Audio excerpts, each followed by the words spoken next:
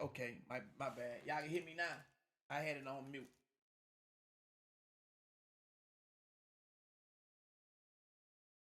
Can y'all hear me now? I be forgetting, man. I got everything going through I got everything going through the roadcaster now. Y'all should be able to hear me on YouTube.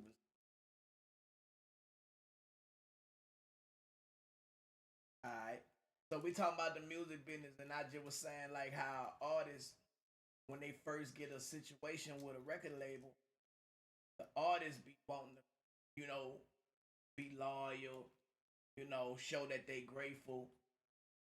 And when it's time to sign a contract, they don't think about bringing in their attorney, bringing in their business manager, bringing in people that can make sure that their contract is good, that is in their best interest, that the negotiation is, you know, 50-50 and not, just the label, record label way. When the record label do it, they not thinking being loyal, being this, being that. They thinking business. And then you find out that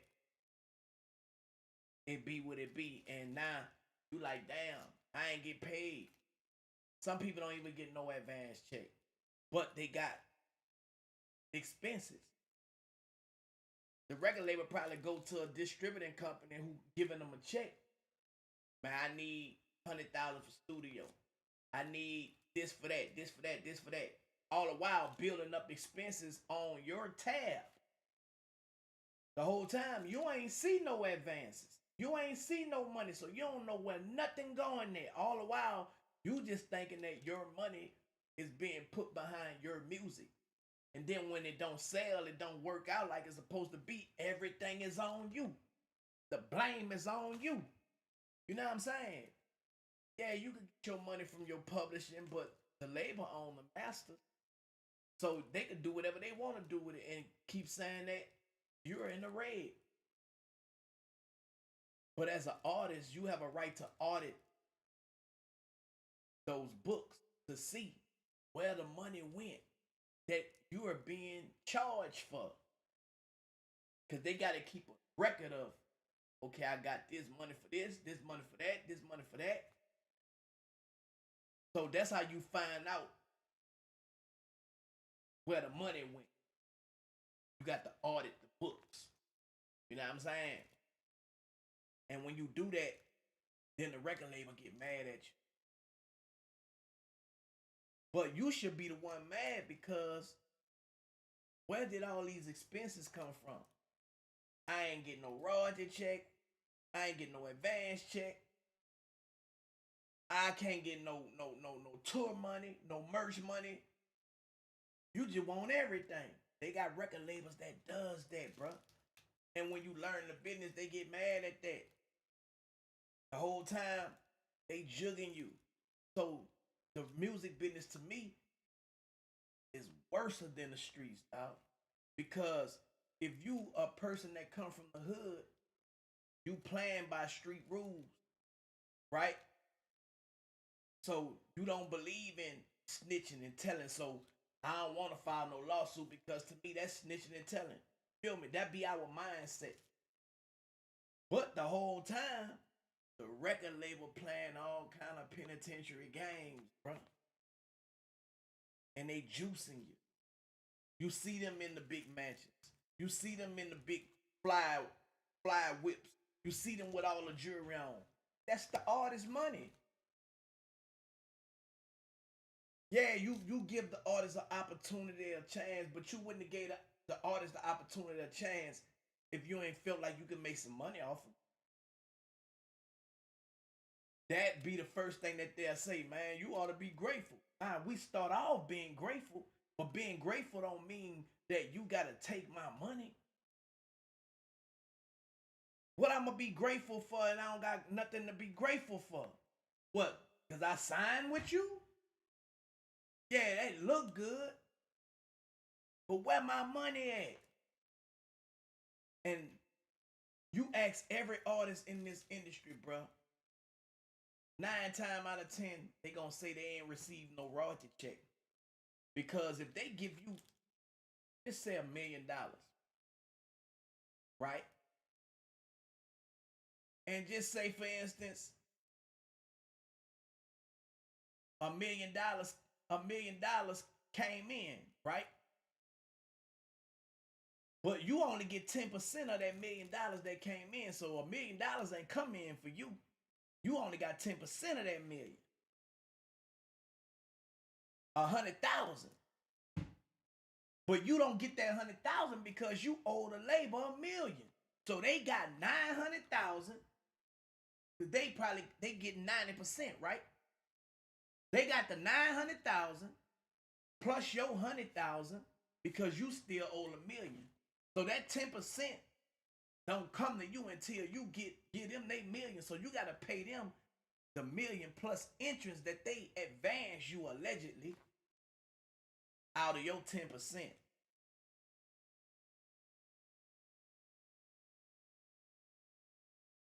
Out of your 10%, bro. And a lot of artists, including myself, we don't be knowing that things, bro. We be trusting people, bro. You know what I'm saying? Because we come from the streets and it's like, man, we family. You know what I'm saying? And family is supposed to stick together. Family ain't gonna get over on nobody. So, out of the advance money, now I'm also gonna put other expenses. Okay, when you went to that hotel, that's an expense. When you got that food, that's an expense. Every time you came to me and asked me for money, that's an expense. You thinking they showing you love. They giving you money that's a recoupment out of your future earnings. And you only can pay them back out of your 10%. So until you pay them back everything, you not getting no money as an artist. Now, if you don't have your publishing set up, then you ain't getting no publishing money neither. Some record labels will give you a record deal and they'll make you sign a publishing contract where you don't even be knowing you did two deals in one. Whole game. So when you tell me the music business is just like the streets, no. The streets don't got nothing on the music business. And that's why you need to know everything you need to know about the music business. And what I'm looking at now is the Music Industry Bible that was written by Donald Passman, and he speaks about all of the things that you need in this music business. And a lot of people don't like to listen to information that can help them, bro, because listening to information, man, this shit be boring, you know? But when you get fucked over out your money, you gonna listen to every motherfucking information that come through. I promise to God you will. You know, when you sit back and you like, damn, man, if I would have knew this, I would have know that, man. I'll be this, I'll be that. I wouldn't have did this, I wouldn't have did that. But you know what? It's cool. I accept my lick. Why you still mad at me and I accept my lick when you the one ate? See, a lot of these record labels don't like to be exposed for the shit that they done did. They want to have this image that they took care of you. Ah, you ain't took care of me. You ain't take care of me. But it's cool though. But you ain't not about to wear no like it was all cool. No, it wasn't, man. I had to learn from this. They don't want you to tell your stories. They want to keep it on the tuck. Nah, me telling my story is how I'm gonna get all the money that I didn't get. The information that I'm putting out is gonna be the information that gonna pay me my money that I should have had. So I ain't go through what I went through for nothing. I went through it so I could learn, so I could teach somebody else what not to go through. And that's how I'm gonna get my money back. Because a lot of you record labels ain't teaching people what to do and what they shouldn't do. Because y'all don't care. Y'all don't care, man, about the artist. It ain't no artist first for the artist. Y'all even try to take the artist touring money now. Y'all try to put them in a 360 deal and take they merch money, they products. The artist then found the way to make money, and now y'all done found the way to try to take that too. And you tell me the music business is like the streets? The music business worse than the streets, homie. You feel me? So let's get into this music industry Bible, man. A little of it.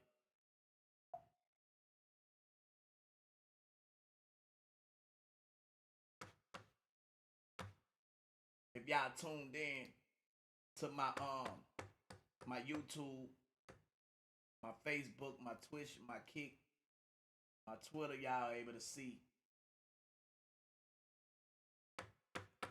what we see on the screen.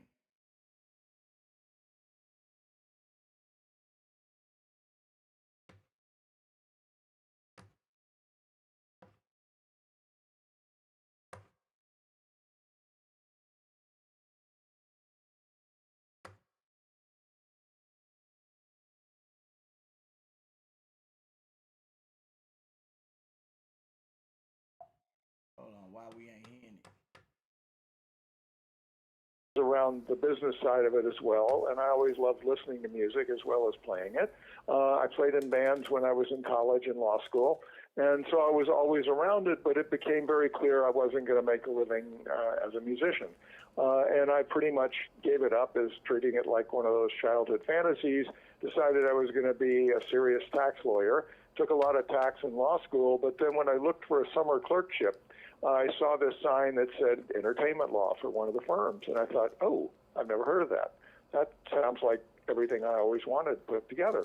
And I was intrigued enough by it, but I took a job with a tax firm that said they wanted to go into the entertainment business. Turned out that they didn't, and they also stuck me into corporate security, possibly one of the worst years of my life. And so I quickly decided I needed to change it. I took a class at USC on the music business, taught by two lawyers, and it was like everything I wanted. It was all fun, and it was great. In fact, it's a class I ended up teaching later. But I changed firms, got into music, and have loved it ever since. Wow. For just $67, you can generate as many videos as you want and never have to worry about showing your face on camera or using complex editing tools. With only a few clicks with Toonby, you can generate a high-converting video, just like the one you're watching right now. But instead of telling you about how amazing Toonby really is, why don't I just show you? Let's say we want a bee explaining the law of gravity.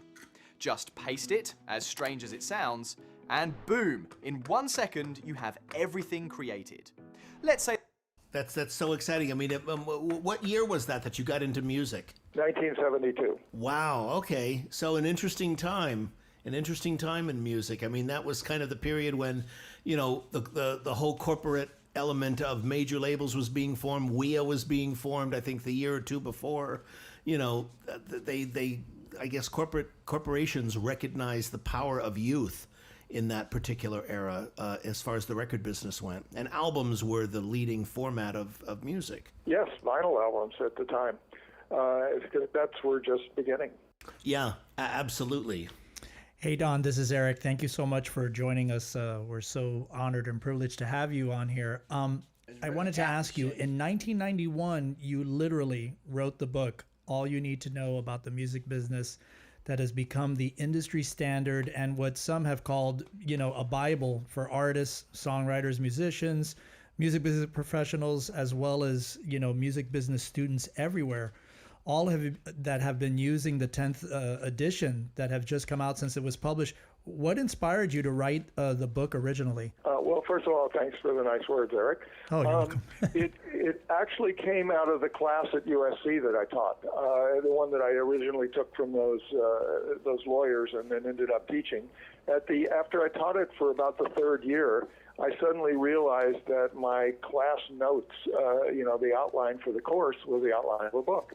And at the time, there was really only one music business book out there, and it was really hard to read. I'm a lawyer, and I had trouble understanding all of it. And I thought, look, there's a need for a really simple, easy to understand overview of the music business for people who are getting started and want to know how to do it. And there was really no guide on how to get there. And one of the things that comes easy to me in life, it's truly a gift, is that I can take something very complicated and explain it in simple words once I understand it. And so I really wrote All You Need to Know About the Music Business for people who don't like to read. And musicians are oriented to their ears as opposed to their eyes anyway. But so it's big print, lots of pictures, and have any technical background. He wrote the music business Bible book for people who don't like to read. I wrote a book for people who don't like to read. If you wrote the book, they still ain't gonna read it because they don't like to read. You know what I'm saying? But the information is in the book. The information is on social media now. The information is out there, but people don't like to read. So who fault is it, bruh? In the streets, you don't have to know how to read. So how is the music business just like the streets when in the streets you don't have to read, but in the music business you got to read? That's the only way you gonna understand the game. You have to read. You have to understand the blueprint. You got to understand the T's and the I's that's dotted. If you don't understand that, guess what? They gonna fuck you with no grease. Cause what? You don't like to read. But if you read, if you listen to people who are reading, guess what? You can't get beat out the game because you know. See, the worst thing that you can do to a motherfucker that want to get over on you is to know. Then they can't get over on you. So what they do when you know, you become a threat. Because they don't want people who know around them. Because what you gonna do? If you know, if you fuck with him, you gonna make sure he know. If you fuck with her, you gonna make sure she know. And if I'm the motherfucker who eat off of what you don't know, then you a threat to me. You can't be around me. Because you fucking up my what? My business.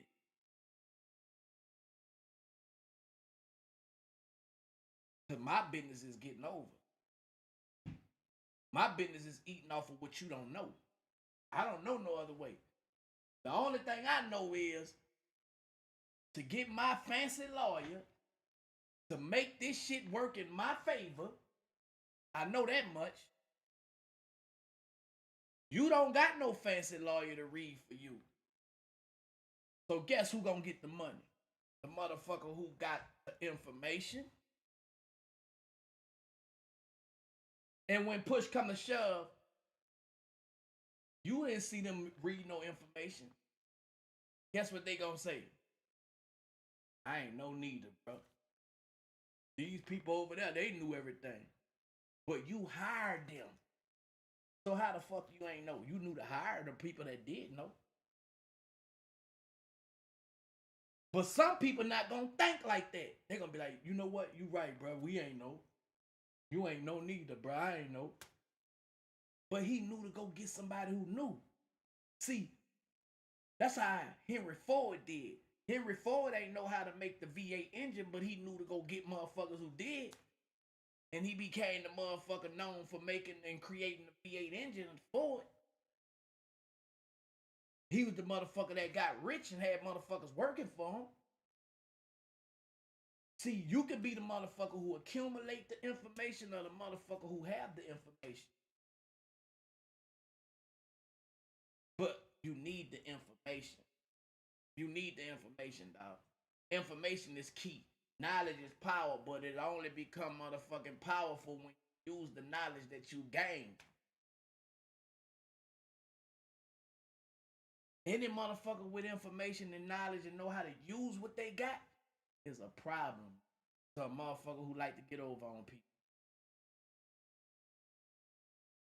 They don't want you around.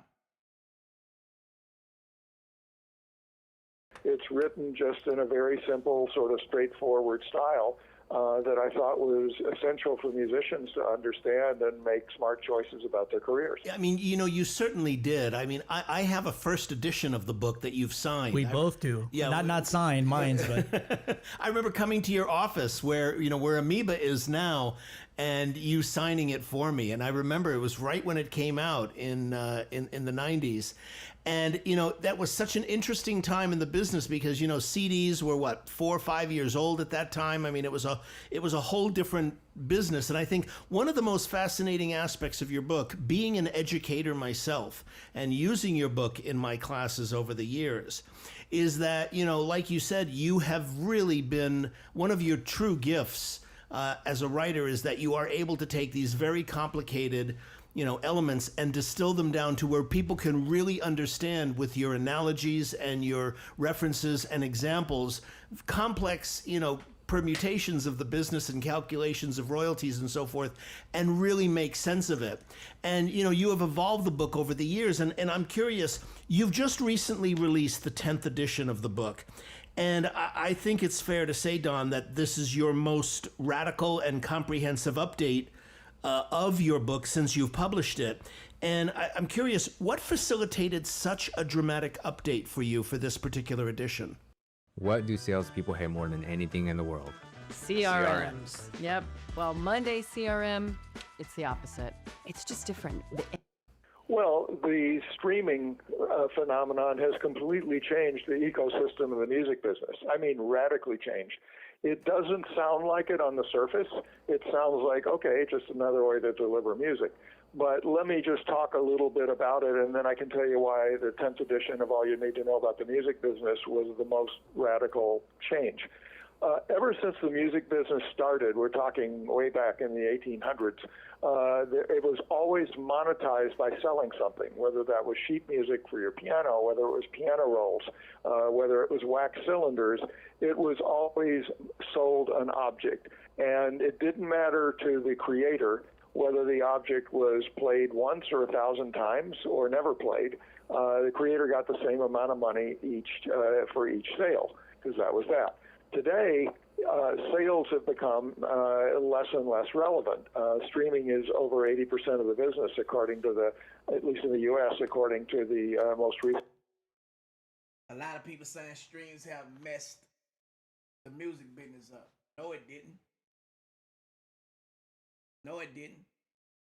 If you don't have the information about streaming, then yeah, your music business is up because you don't understand the new business. You don't understand the new business. Some of these record heads falling off because they don't understand the new business. See what I'm saying? And now that the regular people understand through struggle and hustle that they ain't have nothing but the internet. So they stumbled upon this new music business without even knowing what they were stumbling upon.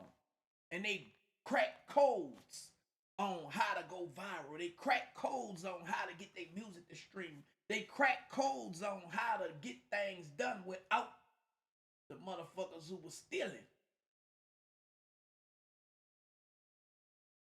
But they still have those mentality on how to get over. Don't let the motherfuckers fool you. They ain't forget how to get over on you. They ain't forget how to make money off of you. So guess what? If you don't understand that side of it, they gonna get you again. Oh, they like vultures, man. They studying the game off of you. They know some of y'all are big fans of them. So you know what? I don't know the business. So get what? Now they pray. They gonna make you feel like you are special to learn every fucking thing that you know, to steal everything that you know, and then throw you to the motherfucking wolves because they are industry people. I ain't telling you what I read. I'm telling you what the fuck I said.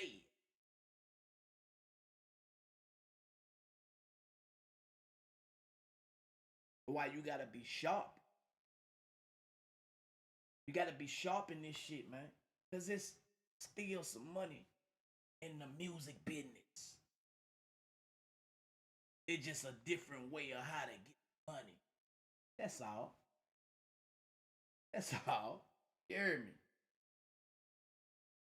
Y'all see me doing the pop-ups, going in front of Lowe's, going in front of Popeyes, going in front of... See, the content is not what I'm selling. I got a publishing deal. Let me put y'all up on something. I got a publishing deal, right? A lot of my old fans know about my music, but they probably ain't listened to it in a minute.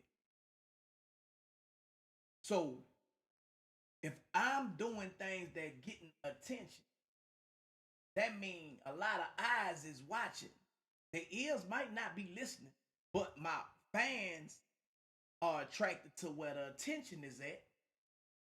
And they getting familiar. Damn, that's that song that I used to listen to.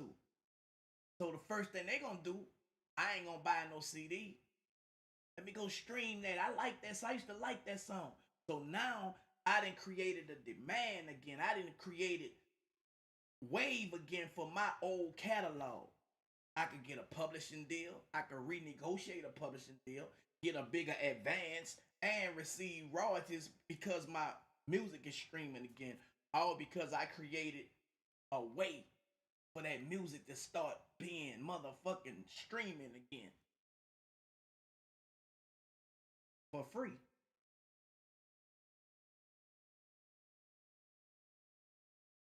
The old traditional people gonna say, man, that nigga stupid. He crazy. Look at him. Ah.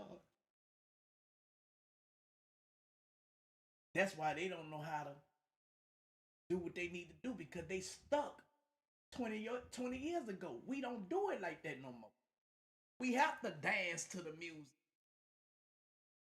So it be on TikTok and the kids be dancing because they like how it sound and they go viral again. So now, damn, that song went platinum again on streaming services this time.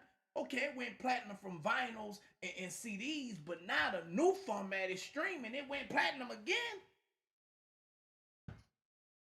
Guess what? That money that you didn't recoup, you recouped it now.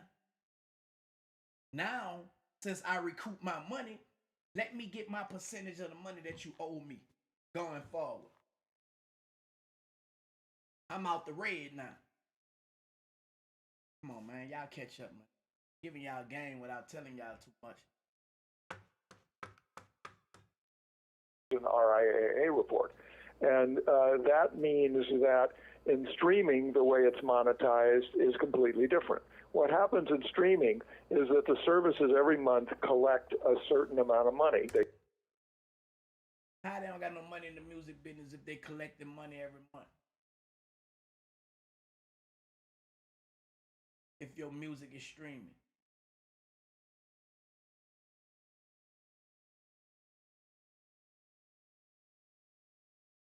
To me, it's better. Because guess what? You can see your money. You couldn't see that shit when it was back in the days. You had to wait on a statement. You had to wait. You can see that shit. You can see what's going on. Everything transparent. The music business can't hide the information. That's why they say it's fucked up. Because it's better for the artists now. We can see what we couldn't see back then. So now you can't say, let me get 100,000 because I need to pay for this. Let me get this because I need to pay for this. You know what? I'm going out to eat and the bill gonna be on you. We gonna say it was a business meeting that we went did and we gonna charge you for it. Nah, motherfucker. I can see. I can see now. I can see the analytics. I can see what it's doing. It ain't messing up for the artists. It probably messed it up for the CEOs who was motherfucking getting over on our artists because we can see the business now. And y'all can't get over on us no more, motherfuckers. So y'all call that messing up the game because y'all don't want motherfuckers who don't know the business to know that they got power now. Y'all don't have that power over us no more. Y'all got to partner up with us. We not no fucking employees no more. We don't work for you motherfuckers now. But y'all got information and we got the talent, but we got information too now. Let's just be good business partners. Why is you still trying to get over on me, man? Now you got to give me more percentage for the lies that you was telling me you was getting all the percentage for back in the days. See, you was charging me for shit that I ain't even need to pay for. I don't need to pay no motherfucking $100,000 for a video. I could go pay $500 for a video. Man, give me the other motherfucking money for the video budget that you done went got. Trying to charge me for it. Matter of fact, let's bust it down. You ain't charging me $100,000 for a video no more when I can pay fucking $500 for it. You ain't charging me $50,000 for a promotion. You ain't charging me this for the radio no more. You ain't charging me. I can go get on the podcast and tell my story. I can control my own there. I don't need no publicists. You charging me all this extra. It ain't bad for the artist. How the music industry is bad when the artist could kick ass now, man. Come on, man. Wake up, man. Man, wake the fuck up, man. Wake up. All y'all trying to get a record deal, and nothing wrong with getting extra help if they gonna be fair. Because they still have the mindset, they still got some connects, they still got certain things that, you know, you can benefit from. But don't get over on me, man. You can't get over on me. You can't get over on me, man. Man, you could do square business. Fair business. What's wrong with you doing fair business with me? Because you don't fuck with me like I thought you did, huh? You never wanted to do fair business with me because you ain't never fuck with me. See, they make you think they fuck with you so they could get over on you. So you can put your guards down. Back in the day. Then 20 years later, they say they ain't even fuck with you. They act like they ain't even know you. They act like you wasn't even part of the shit. But then social media show, damn, he was with you on here. He was with you there. He was a part of it, but you just told us that he wasn't. If they lie about that, what else they'll fucking lie about? Nah, the music business ain't got bad. It just got better for the artist. That's all.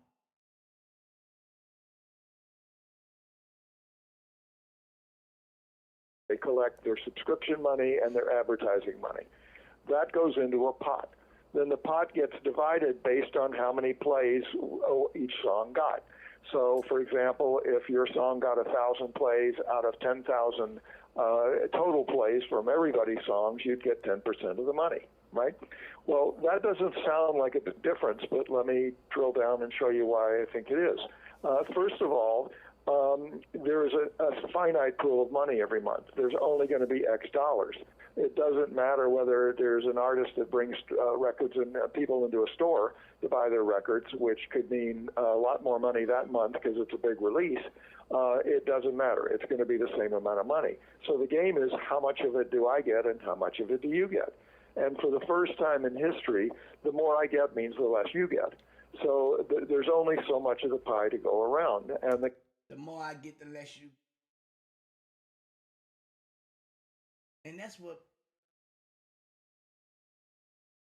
made the industry execs start complaining, y'all. Because we can get our money now, man. We can finally get what we work for now. Man, Y'all see all the old school artists going on tours and stuff now, bro. That ain't nothing but God blessing them for the stuff they didn't get. They were supposed to get it. It's a blessing, bro. It's a fucking blessing, man. It's a blessing. When you could go on tour with your old catalog that you didn't get paid for and get 40,000, 50,000 a night.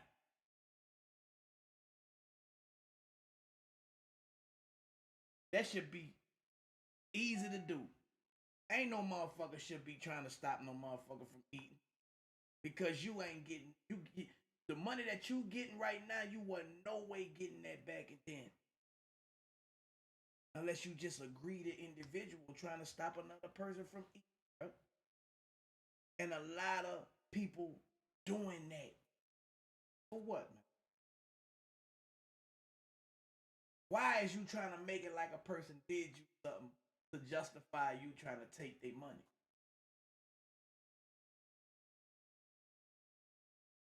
Why?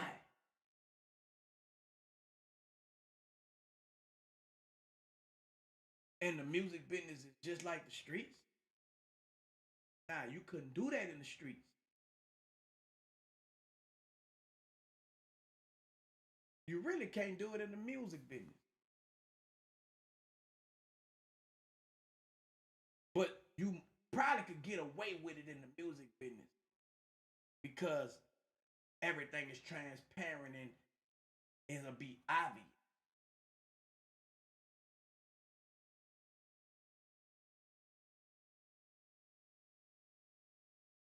If y'all understand me.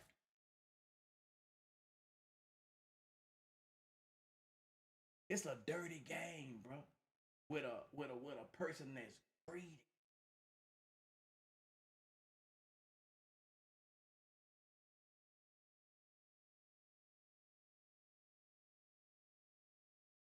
You mad? What you mad for?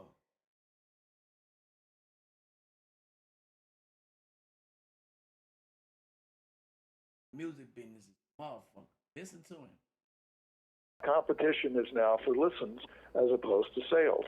And so the marketing has completely changed because people are now trying to figure out how to get people to listen more. Also, that's what changed. I'm not trying to get you to buy my music now. I be hearing people saying, man, ain't nobody about to buy that. Bro, buying music is not important as it was back then. How many people about to listen to my music is what's important right now. So, if I put content behind my music and I got 6 million people that looked at my content, that means 6 million people that listen to my music. Come on, y'all. Giving y'all game now.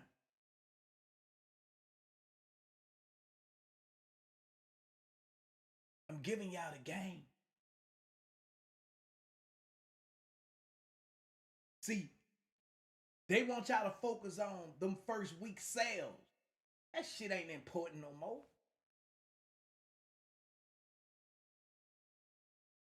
To the point they don't want you to listen, and then, well, just because that many 6 million people stream your music don't mean you making no money. 6 million people mean that I can make money going down the line. I don't got to make money that first week to determine how my money gonna be. Compound effecting. How many people is listening shows me that they fucking with my music. I can get motherfuckers to listen before I can get motherfuckers to buy it. Because guess what? Them listening, they don't have to pay nothing. And then, if I got them listening on my website, that means I'm getting money 2 ways. Every time my music play, I'm getting money from my publishing. That's 3 ways. See, the more people listen to your music, the more different ways you got to get paid from it. Versus it's selling one time and you getting paid per sale. The music business got better. And the motherfuckers who were getting over on you, it got bitter to them. They don't understand how to get. Guess what? 6 million motherfuckers listening to your song, and they really, really fuck with you. Now you can sell concert tickets.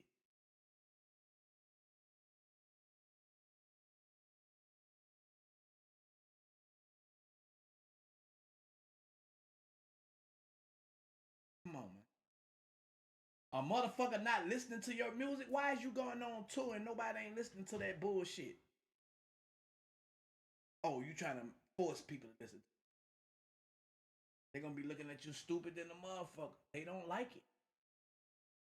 That's what you can find out. If they really like your shit. If they talking about your music, they don't like it. You can't force and you can't trick the system like you used to do back in the days. To get what? You say you got millions and millions of followers and all that. Okay. Let's put you on a tour. Damn, you can't sell 2,500 tickets. So you must be lying about them followers. Then you find out they done bought fake ass bots to make it look like they got. See, a lot of people on social media like to look rich when you could build your shit up in a community and be able to sell 2,500 tickets at $60 because you know your community. They'll spend $60 versus spending $300, $600.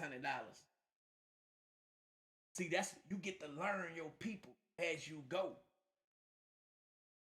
You don't want to tax your people that's supporting you.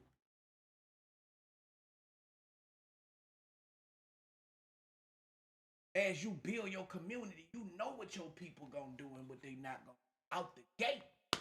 So I'm not worried about a hater that's coming and talking about what they don't like. You know what? I just got paid off of you too, because one thing about the algorithm, it don't know no love or hate. It only knows engagement.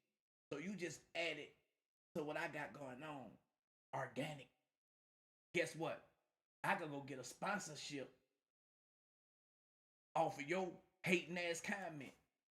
Because guess what? Only thing that sponsor gonna see, damn, he got 10 million motherfucking impressions.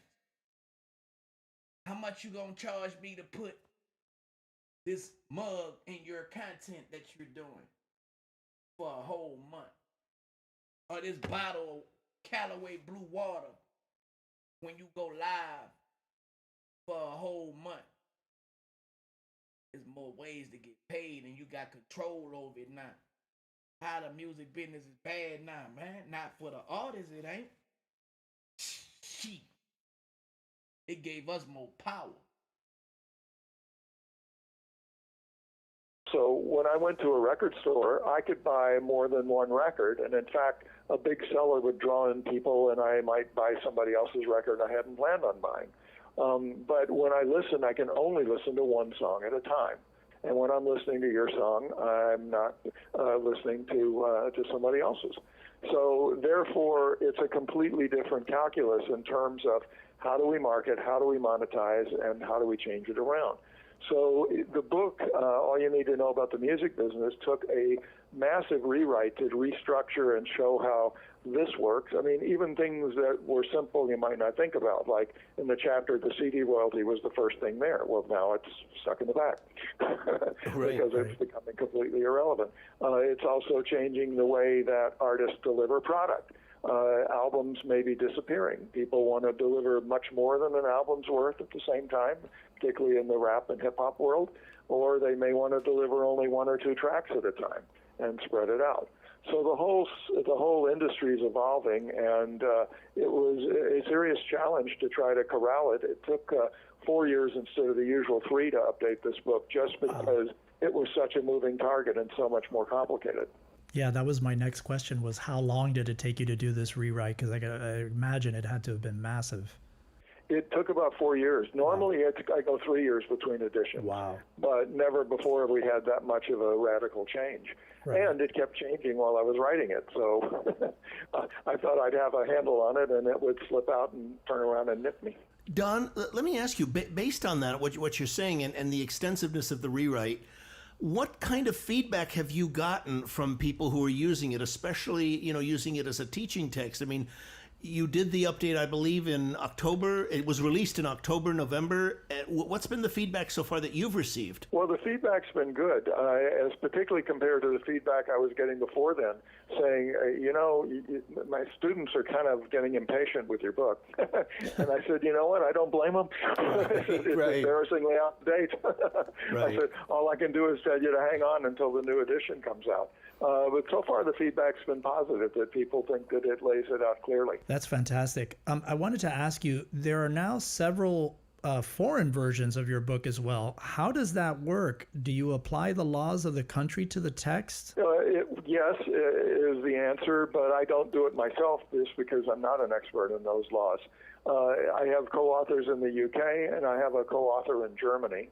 I did a Canadian edition that I thought, also with a co-author, that I thought was great, but the publisher didn't. So unfortunately, we haven't updated that one.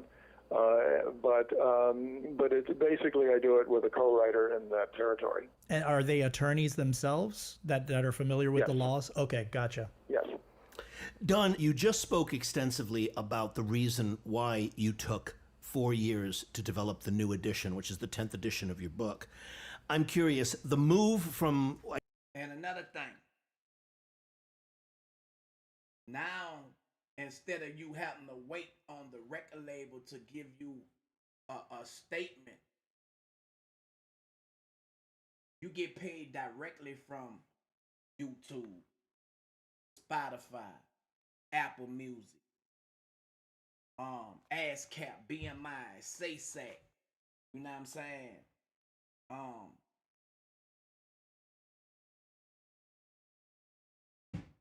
Now your managers get paid transparently off of what they bring to the table. So if you bring a show to the table, the manager don't get paid for that.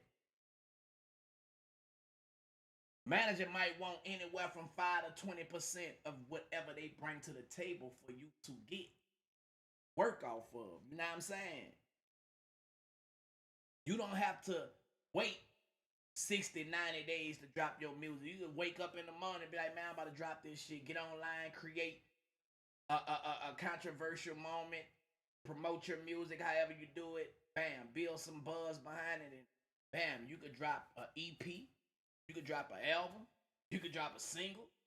You could do whatever you want to do now. That's control that you didn't have when you had to go through record label. See what I'm saying? So the Music Industry Bible 10th edition is talking about the new way that they saying allegedly messed up music business. It made it better for the artists, y'all. Don't fall for that. The music business fucked up. Nah. No, it's not. It's better for the artists.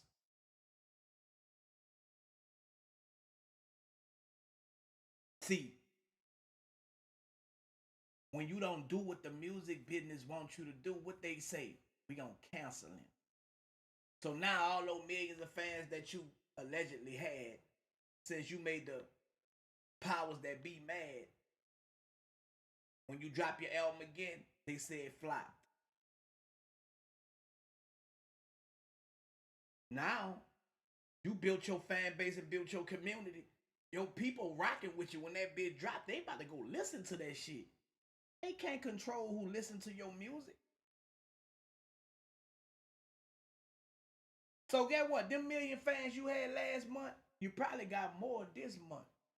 But they done told somebody, and who they told and told somebody and told somebody, and if your shit good, they can't wait for it to come. They gonna be all in your comment like, man, when you about to drop, man, we need a part 2, man. We need a we need a deluxe. We need and you get to see that. So how the music business fucked up? when you get to see the data that you couldn't see back then. You get to see your business in real time. Unless you don't like to read. Unless you don't like to read. But to me, transparency is a blessing. You get to see what city listening to your music the most. Oh, okay, well, they listening to my music in Atlanta. Okay, well, I need to go throw a concert in Atlanta because that's where most of my people listening to the music at. Instead of just gambling where they not listening to it at. That's an expense that you ain't need because you see that they wasn't listening, so why go there? You see these people not listening to your new music, why go on a tour? They don't like that shit. See what I'm saying?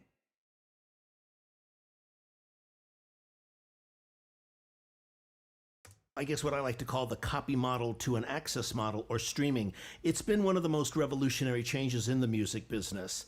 And it's my theory that, you know, with any revolution, not only do you see a change of habits, but you also, on a deeper level, you see a shift in values. And one of the big challenges for the music business in a streaming world is going to be this war between the value of paid subscription versus popular reach. And I'm curious, what are your thoughts on this issue and how do you see this playing out? If your workflow looks like 12 open tabs and 3 subscriptions, whew, stop. This is Envato, because I can generate cinematic video. Are you talking about YouTube, for example, and the idea that it's free, or are you talking about something different? No, I'm talking about, you know, free streaming service. I mean, Spotify has a free tier. Free tier. YouTube is also, you know, a free tier. And in your book, you talk about how, you know, YouTube may not be seen as a streaming service, but it's the biggest one of them all. Correct. Well, those are two different things, YouTube and Spotify's unpaid service. And let me explain a minute about them. Spotify's service is not available on mobile devices, so it's relatively small in comparison to the impact that it has, whereas YouTube is available on mobile devices. And it is arguably one of the bigger problems in the music business we have today. YouTube exists because of a quirk in the copyright law, which I don't know if you want me to get into detail about it or just give you the 40,000-foot view. Sure. No, by all means. By all means, go ahead. It'd be great for our audience. Okay. There's something called the Digital Millennium Copyright Act, and it builds in something called a safe harbor, none of which sounds like it means anything to you because I haven't explained it yet, so let me explain. Let's suppose you own a newsstand down on the corner and you sell magazines and newspapers to whoever walks by. And you sell a Time magazine, and in that Time magazine is an article that has a copyright infringement in it. One of the things you can't do under the copyright law is distribute an infringing copyright material. So you have violated the copyright law if you own the newsstand, you've distributed a copyright infringement. Nobody enforces that, and nobody would intend to. So when the Digital Millennium Copyright Act was being enacted, which was a while ago now, the digital service providers like YouTube came and said, wait a minute, we have billions of pieces of material floating through our system. We're like the newsstand. You can't hold us responsible for some Yahoo that posts an infringing piece of material. That's why they don't allow y'all to play the music on these platforms, because they have been given a certain license time to play music. And if you go over that on their platform, that means the platform is allowing you to infringe on someone else's copyright. Somebody else wrote a song. You can't just play their music. You can't just distribute their music without a license to do it. See what I'm saying? It'll be good if these platforms allowed us to just put people music up to exercise too. You know what I'm saying? The DJs get on here and just be able to play music without getting a strike or without getting no, you know what I'm saying? But the platforms don't want to pay the money. So that kind of like, if you're not an original content creator and you don't have original music, you know, people, we like to do stuff with music. You know what I'm saying? It kind of dumb your content down a little bit. That's why you have to get more creative to be able to keep the people attention. You know what I'm saying? And the more you can keep people attention, the more you can get them to support, the more you can monetize, the more you can, whatever you doing. You know what I'm saying? Whatever you doing, bro. The whole, wherever there's people, that's a market. We ain't know where the people was at before we got social media.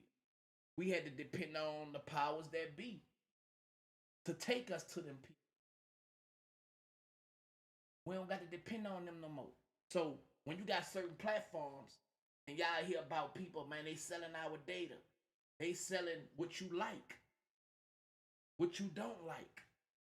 The time you go on, the time you get off, to these big companies who don't like to do the work that we do. See, we doing the leg work. Big companies want you to give them that leg work so they could be able to do the same thing we doing from doing the leg work. Sell. Get somebody to listen. Get somebody to pay attention. You know what I'm saying? So, how do these platforms keep us doing what we do organically? They might throw some money in there. If you do this, the incentive for you giving me your attention and your time, I got some money for you. So they pay us to stay on their thing. But the people that do it organically ain't about to pay. They are naturally entertaining. So they could keep people attention for a certain amount of time. It's certain people who can do that. You see what I'm saying? It's all the same thing. Some people pay and cheat. That's all the big corporations do, bro. They had the money to be able to cheat the game to get ahead faster than you. That's it. But now, if you do the work like a machine, you just as deadly than them. But you got to do the work. You got to do the research. You got to have the material. You got to invest in yourself. You got to do everything if you want to win. If you want to be up there with the machine, you got to work like one.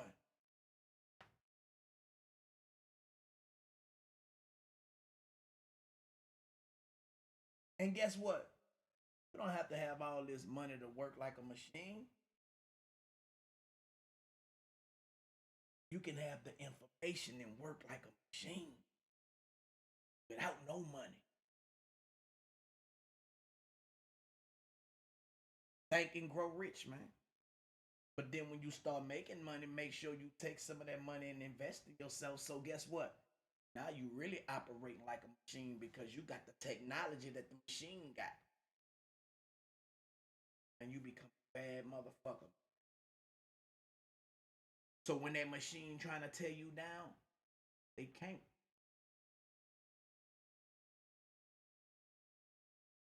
Eventually they gonna want to join you. Because you just like them. But the difference from them and you really doing it. They sometimes gotta fake like they, even though they big as you, they bigger than you. They don't know.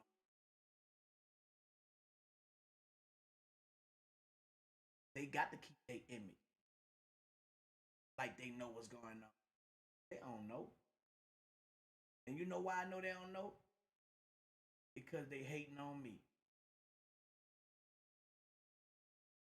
Somebody that's winning not hating on somebody that's supposed to be under them.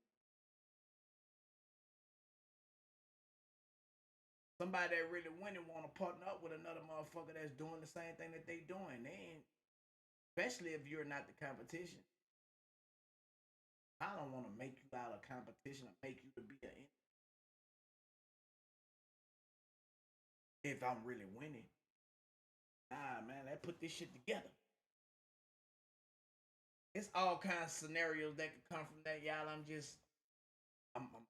jumping from the shit that I done seen.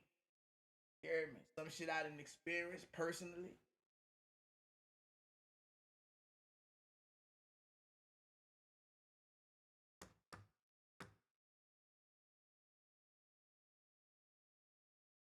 Love it.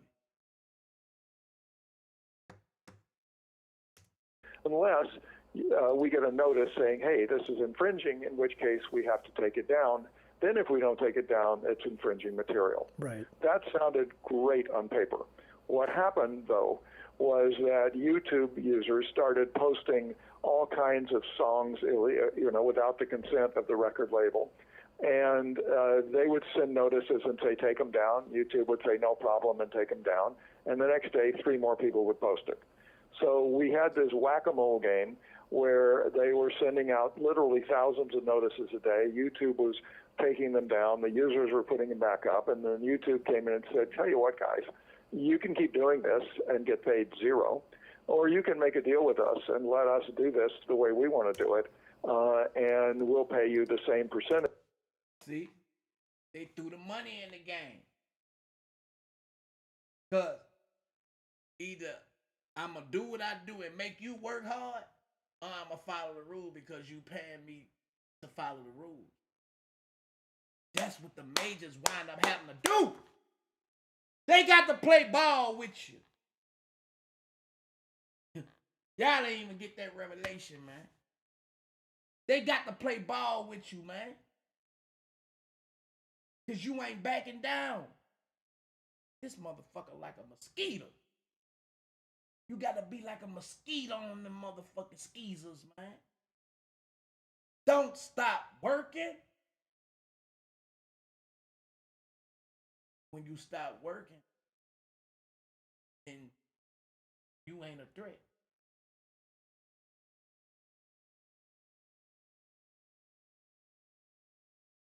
You can make them join you by continuing to be that threat. You all around, you spread yourself thin, or you spread yourself around. Where they look up, they see you. They gonna want something. They gonna want some of that. So get what? How much you want? Because you done built yourself and you done got the respect of a bigger company. Bro, if you don't build your respect up, they not gonna respect you. They gonna run over you. Because you're gonna be intimidated. You're gonna be scared. You can't be scared if you know what the fuck they know and some of the shit they don't know.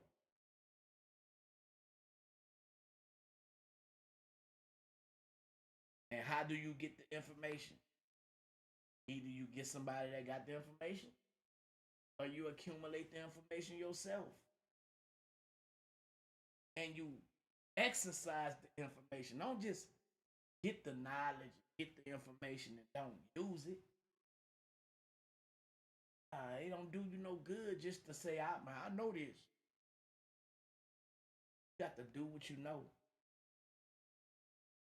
You know, some people on social media, bruh,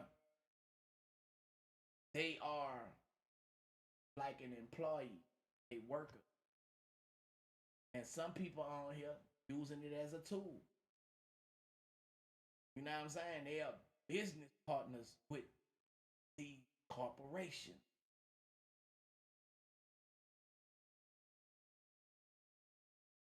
So you might laugh at something that's not really funny.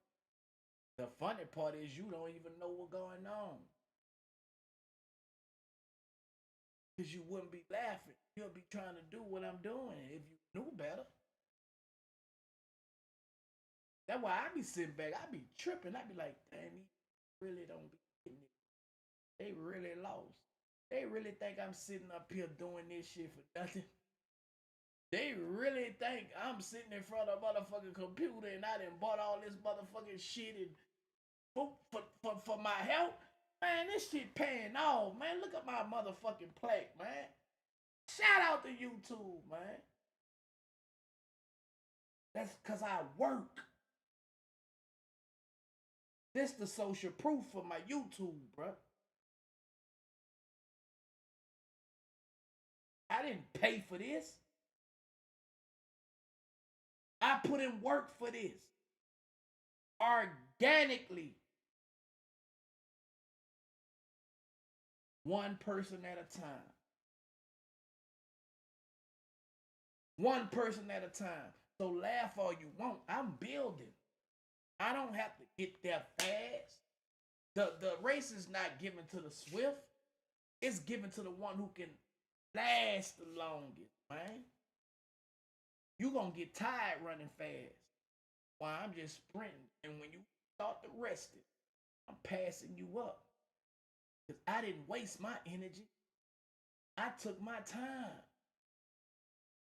You ran so fast to where you felt and skint your arm up. Skint your kneecaps up. I didn't fall one time. Because I was taking my time. I knew I got to get to the finish line one day, someday. You feel me? Because of what I knew. Now, what the hell is that on Instagram? Nah, that's something I don't know. Where them damn sparks come from? They give you that award. Nah, they don't give you that award so you can be satisfied. They give you that award so you can know that you're doing great. They might give you an award if that's why you think they gave it to you. Nah, it come from hard work. Now, I don't need validation, so that won't work for me. That work for a person that need to be validated. I need to be reminded. Different.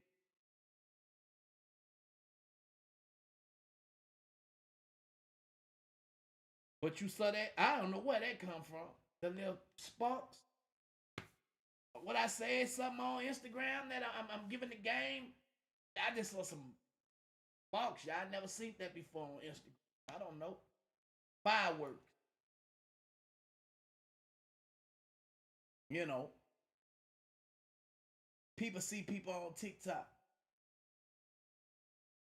And they don't have a clue that people is making real money on TikTok, man. People making real money on YouTube. People making real money on all social media platforms. Y'all see people on streaming platforms and y'all think they just own them to entertain y'all. Until y'all start seeing all these sponsors in the background. Bruh, it's a business. It's a business. You got to run your life like a business. You got to be the CEO of your life. How you going to run your life? Like a business or minding other people's business? And having it wrong every time. Saying dumb shit out your mouth.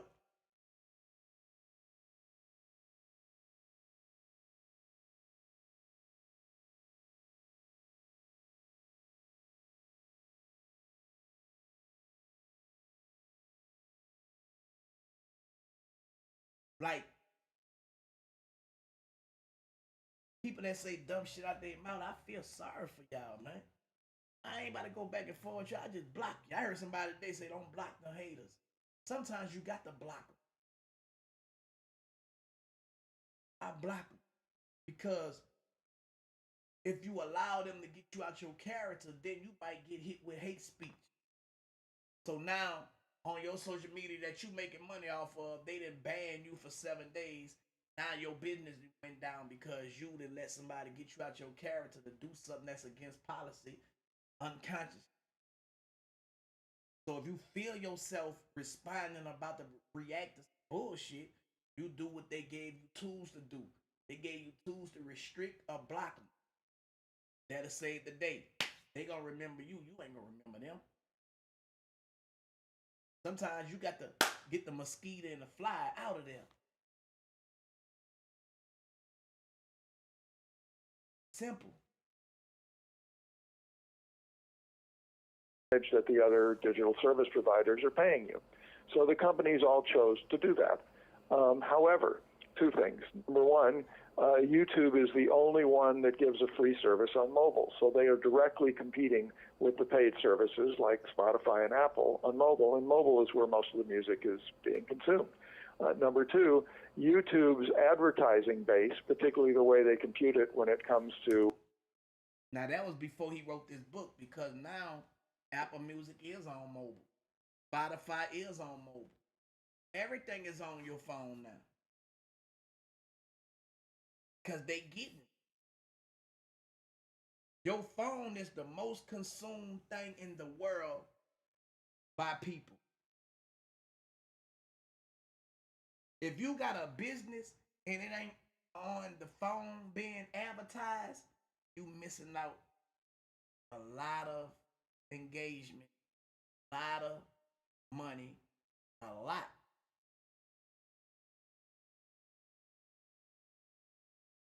You know how many people go to sleep with their phone right next to them? You know how many people wake up before they open their eyes, they grabbing for their phone? And you won't have none of your business on the phone? You missing a big old part of making some money.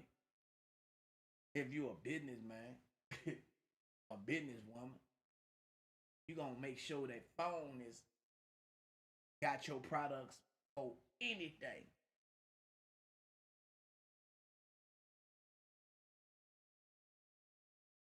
The person that got a phone service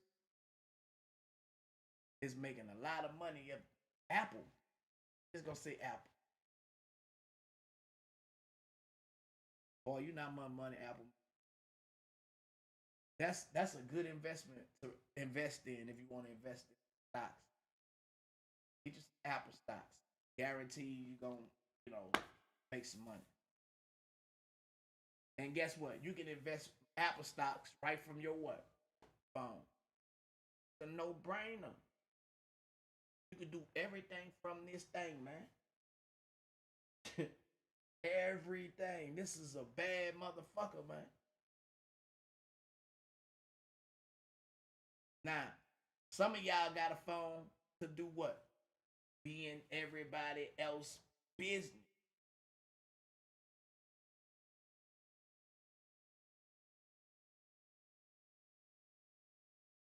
It is what it is. Y'all know I ain't lying. But I hope after listening to me today, some of y'all change y'all mentality and be like, man, you know what, man? Shit, I was listening to Turk today, man, and he was saying some shit. And it dawned on me, I gotta get on my business.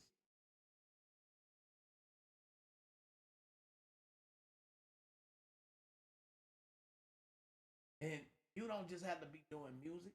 Business is business. Wherever I'm saying music at, whatever you do, you put whatever you do where the word music at. Because the business is basically the same thing. Wholesale, retail, marketing, promotion. It's the same thing. Businesses reign the same damn elements, bro. You just in a different field. A drug is a drug. You gotta find what the people love from you. What they're willing to buy from you. What they'll buy from you, they might not want to buy from me. And most importantly, if you're gonna do anything, build your brand. Work on your name. Work on your integrity. What stand for? Why do the people know you? That's important. Your reputation is the cornerstone to your power. If you don't guard your reputation with everything that you love, everything that you got inside you, that's going to be the determining factor of how people buy things from you. How much people trust your word, and that shit plays a major part in your business.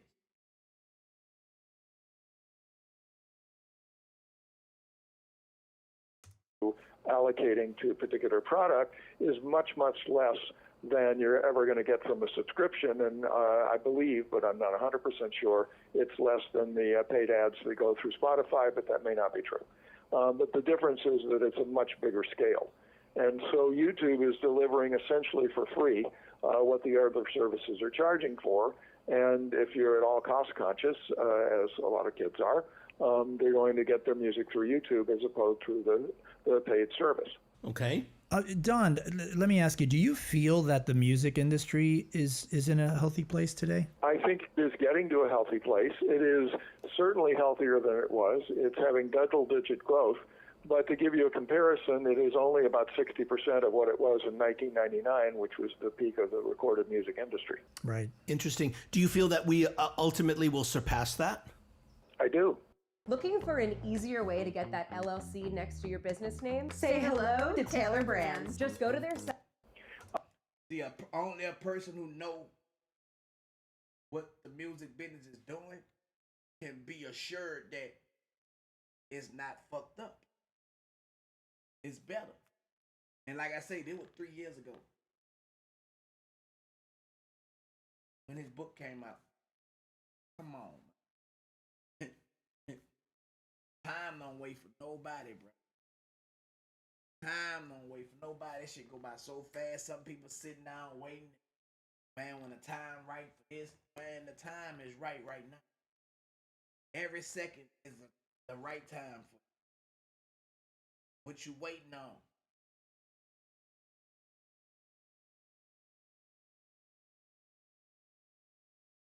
I will tell you why. I think we'll surpass it because in the days when people went to record stores, most people stopped buying music in their early 20s. And also, you know, they didn't even really listen to music much after that. I mean, some did. Some of us music freaks still do. But most people, their interest faded away. Today, we can monetize music to people of all ages. You get old. Come on, man. It ain't just no certain group of people that gonna listen to your music. And see, traditional people, they don't get that. So they be stuck. And man, ain't nobody selling CDs no more, so ain't nobody gonna listen to my music. Bro, you don't know how to reach people. Them same fans that was going by CDs, they out there. You just gotta find a way to get your product to them. You gotta find out what they like, what they own, where they be at, where they located. And then reintroduce yourself. You got to think, man, my fans in they 35s and 45s and 60s, well, they not doing this no more. But they still love this. So let me give it to them this way. Come on, bro. My fans don't like the back and forward childish shit. So let me give them some grown up shit. My fans right now, they don't want to hear no shoot 'em up, bang bang all the time. They want to hear your life, like what you went through, because they went through shit too. They can relate to it. Give them that type of music. Then you got your fans back.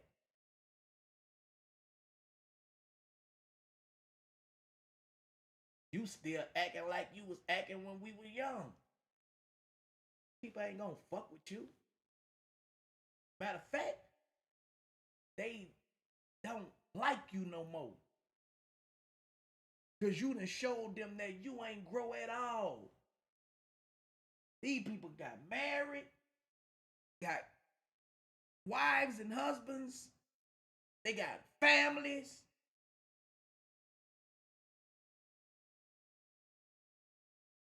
Give a concert, they don't want to stay out 3, 4, 5 in the morning no more. So give them they want to be gone and be inside by 10 o'clock. Half of them won't be asleep at 9. So if they spending their money and they want to come see you in the arena, give them that.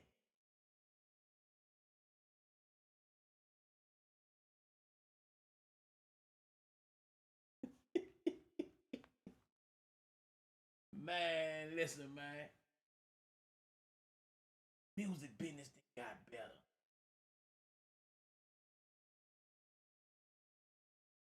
Some people don't understand it. What you could have did then, now you trying to do it now.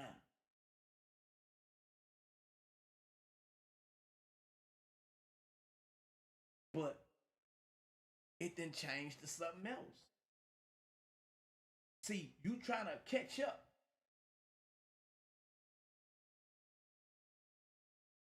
When you got to keep up.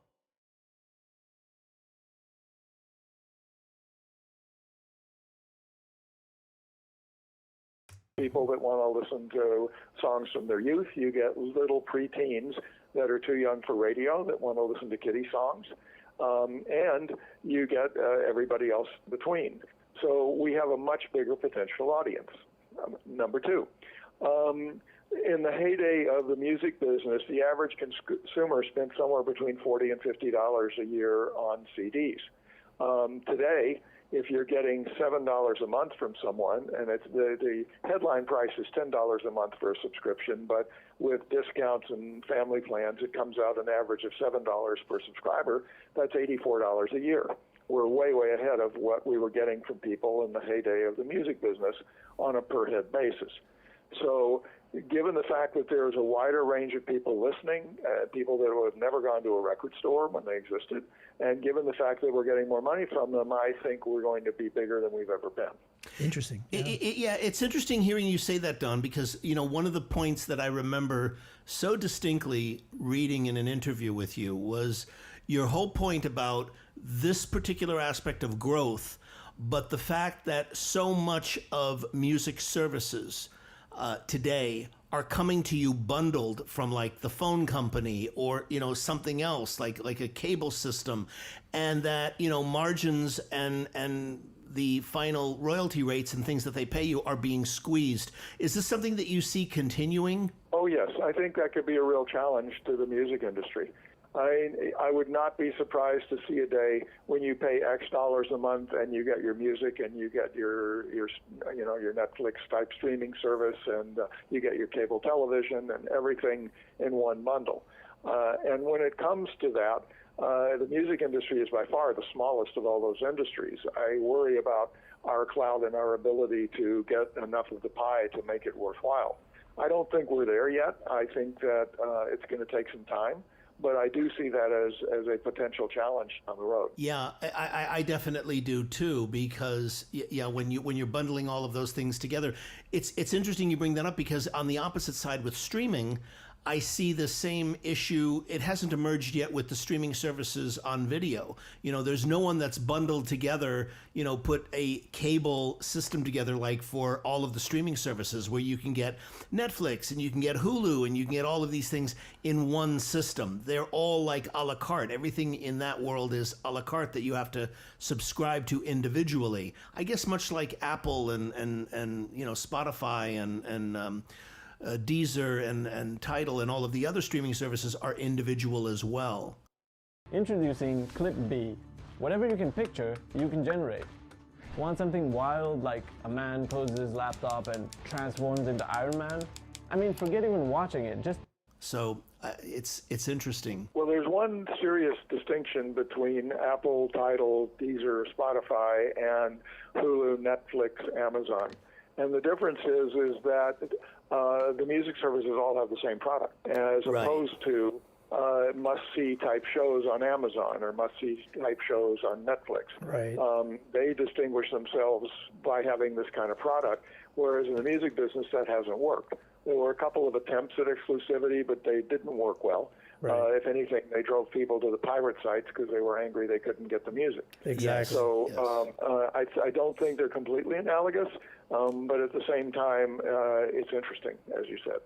Yeah, Don, today, so much of our audience that listens to our program, they're up and coming artists, and one of the things that I notice, and I'm curious if you feel the same way, is that so many times we hear about, artists need to be doing this, and this. It's a far greater list of accomplishments that they need to be achieving, a far greater list of things they need to be doing. From your point of view, do you think artists need to be doing a lot more work on their career before they can attract a label, a major or an independent? Is that your experience today in terms of the deals you're doing? Absolutely. I think that the record companies now want to see data. They want to see some fire. They want to see some movement. They want to see that you've got social media. They want to see that your SoundCloud numbers are going up. They want to see some sort of a buzz or following, and it's up to the artist to develop that. It's kind of interesting. I heard that. It's up to the artist to develop that, right? The record labels want to see you develop a buzz. After you develop a buzz, what you need the record label for? For their name? Because it looked like you done did most of the work. That's why it's important for you to learn the business. Because once you build that buzz, the only thing you will be needing a label for is the business. But if you know the business yourself, you don't need the label.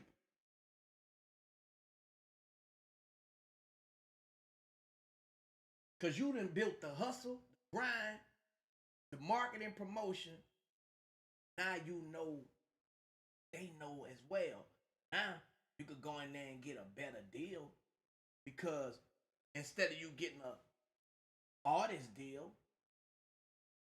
the information that you know now, I got my own label. I put my music out on my label and your label. Give me a label deal so I can put my own artists out. See what I'm saying? You have a better leverage than going in there not knowing nothing and having to depend on them for what they know. So don't just focus on creating a buzz for yourself unless you just don't want to read. Unless you don't want to do the homework and the research and know the business. And most of us, sadly, that's what we do. Then you have some people that, well, they don't even do it. Sometimes people used to look like a star and they could get a situation. And you look like you're a marketer. I could promote you. I could make some money off you. You know what? I'm about to sign you this. And they bill you artist development. They're not doing artist development. You know what I'm saying? You got to come already developed, man. Because they don't like you like that. I'm saying, they don't like you like that, man. You got to already have it together, y'all. Your image, your little fan base, a cult-like following. The bigger you have that, that's how you get a situation. All y'all ask, how I get in the music business? Build your brand up. Build your buzz up. Work on your Instagram. Work on your SoundCloud if you still mess with that. Wherever there's people, I don't care if it's MySpace. If you still got that and there's a lot of people on there, if they got that, I don't know if they got it, but Snapchat, YouTube, all that, these record labels look at all of those numbers, man. And if you popping on that shit without them, they gonna come to you. So if nobody have came to you yet, know how a lot of y'all be saying, man, I'm better than him. Okay, but look at his buzz is bigger than yours. You know what I'm saying? He'll get the deal before you because his work ethic. You just got the looks. That ain't enough. Yeah, you can rap, you can sing. That ain't enough. I still don't know if the people fuck with you. You know what I'm saying?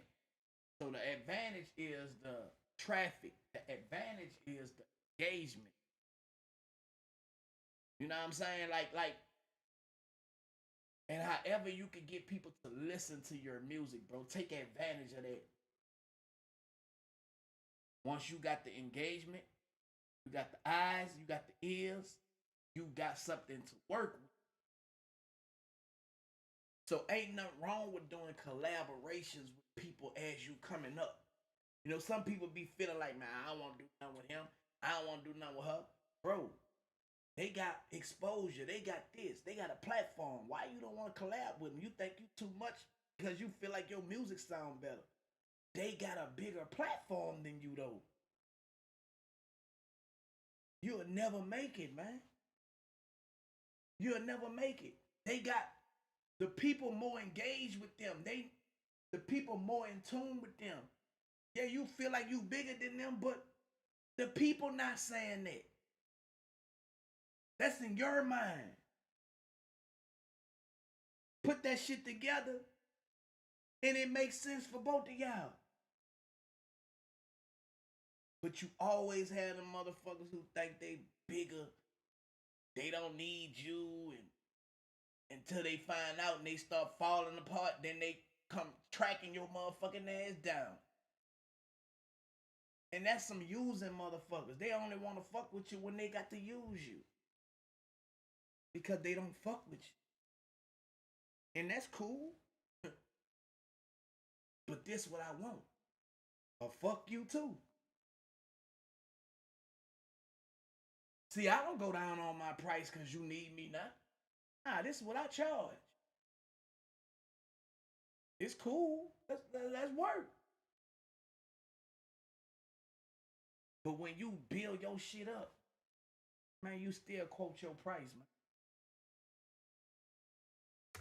I mean, the days of, artists, record executives plucking some obscure talent out of a coffee shop and turning them into James Taylor, those days are very, very rare if they even exist anymore. It's becoming much more of a data-driven business, and therefore the artists have to start creating their own data to get a label interested.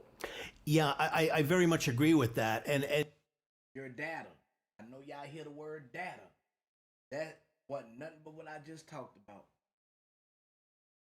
People eyes and ears on you. How many people eyes and ears on you? That's the data. Once you got that data, you know what to do with the information. You know what to do with the product. You know what to do with whatever you're selling. You know what to do with it because you have the data. That data is important. That data is a motherfucking asset. If you don't got no data, what's the opposite of asset? Liability. I don't give a fuck if you talented. Where your data at? Business. And it's funny because the era you were just describing and talking about, it's what I used to call, it was in the previous time, it was much more of a faith-based business. An executive like Clive Davis or Ahmet Ertegun or Berry Gordy had faith in their own abilities to identify talent, would select talent, but yet the reality, as you well know, was that industry-wide, for every 100 artists that a record company signed, 10 to 15 of them would be successful. But they were so successful monetarily that it made it possible for the other, 80 to 85 to have careers or to make records. And my understanding is that percentage of signing of talent today has gone down, that it's not even at 15% anymore for a myriad of reasons. Because we have so many more options and because making a record and bringing it to market isn't the challenge today. Getting people's attention. I got one challenge for you. Try Whisper Flow once One time, and I promise you'll understand why I to listen to your music is the real challenge. And so you don't need a label, I guess, as much as you once did. Are you finding in terms of your work? You don't need a label, just like I said. You don't need a label. You don't need a label. But it's cool to be with a label. Feel me? If you ain't willing to do the work that the label do.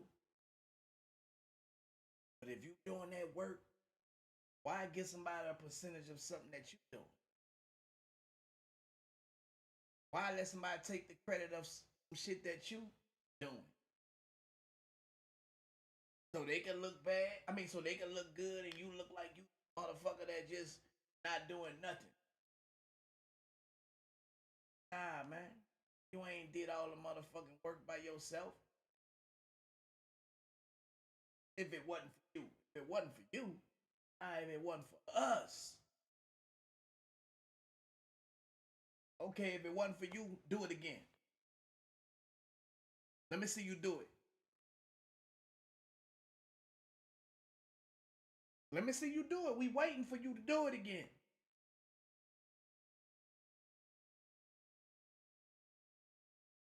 We waiting for you to do it again, man. With your if it wasn't for you ass. Do it by yourself. Let's see what taking you so long. We waiting.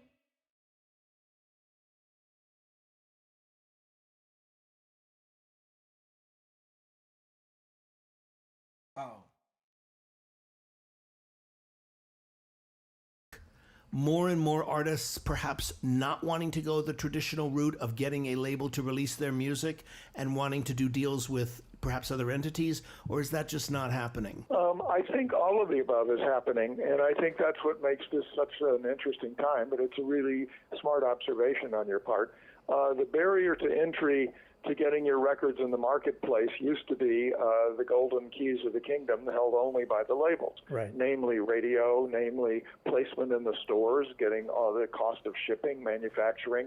All these things were not something you could really afford to do on your own. So the labels really were the gatekeepers. Now anybody can get their music up. You can go to TuneCore and have your music on every streaming service within a matter of minutes. The problem is everybody can do that, and there's multi-millions of pieces of music out there, so the game is now how do you get people to notice it? Right. How do you get to break through the noise? And it depends on the genre you're in. If you're a niche artist with a cult following, a label may not make sense for you because you get a much bigger piece of the pie doing it yourself and marketing yourself. If you want to be a worldwide megastar with clout and territories, the labels bring a lot of value. They have, apart from the obvious ones like marketing money, they have huge amounts of data. They have relationships with the digital service providers. They may be able to get you on the front page of Spotify, which you could never do on your own. And then in between are the independent labels who may still take a chance on artists that are, they just like because their investment's much smaller. Although even they, I believe, look at the data and want to see something going on. And so that's another way that artists go to develop. Don, I wanted to ask you, at what point does an artist, or when do you think an artist needs a music attorney? When you have a contract to sign. Anything you're going to sign, you should have a music lawyer look.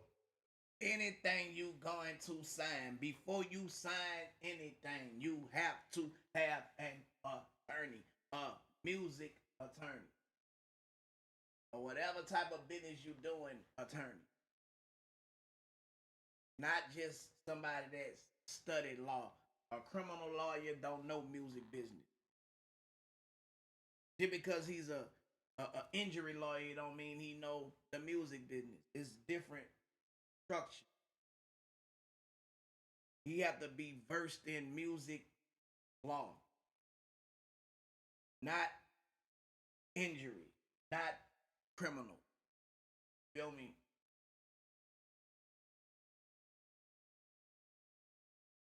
Look at it. because you could be giving away long-term rights and not really understanding what you're doing and tying yourself up for a very long period of time. I mean, I'm not talking about, a contract to play a gig at a local club. Right. But, I mean, if you're going to be signing away your recording rights or your publishing rights or making a deal with a record producer or a deal with a manager, anything of that has some long-term consequence, you should have a lawyer look at it. Planning to publish your book? You could reach 3 billion more readers. If you've written a book and you're thinking about publishing it, you have to watch this video. Hi, I'm Sarah. Absolutely.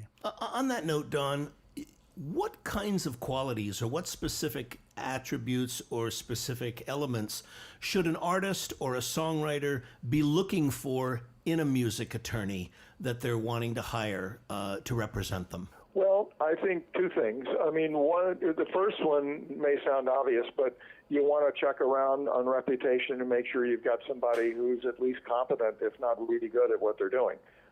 Because that's number one over and above number two, which is going to be their bedside manner. And because there are people with phenomenal bedside manners that are not particularly great lawyers, and vice versa. They're great lawyers that you would not want to have to spend more than 3 minutes with because of their personalities. So you want to hit, first of all, make sure that you've got somebody competent. Then it's just a matter of personality and chemistry. You want somebody that's going to be... Oh, my bad. So this the 10th edition. They got a 11th edition, which came out in 2023. So I got to pull up that one. He probably got I bet that 11th edition. Give me the latest edition of the...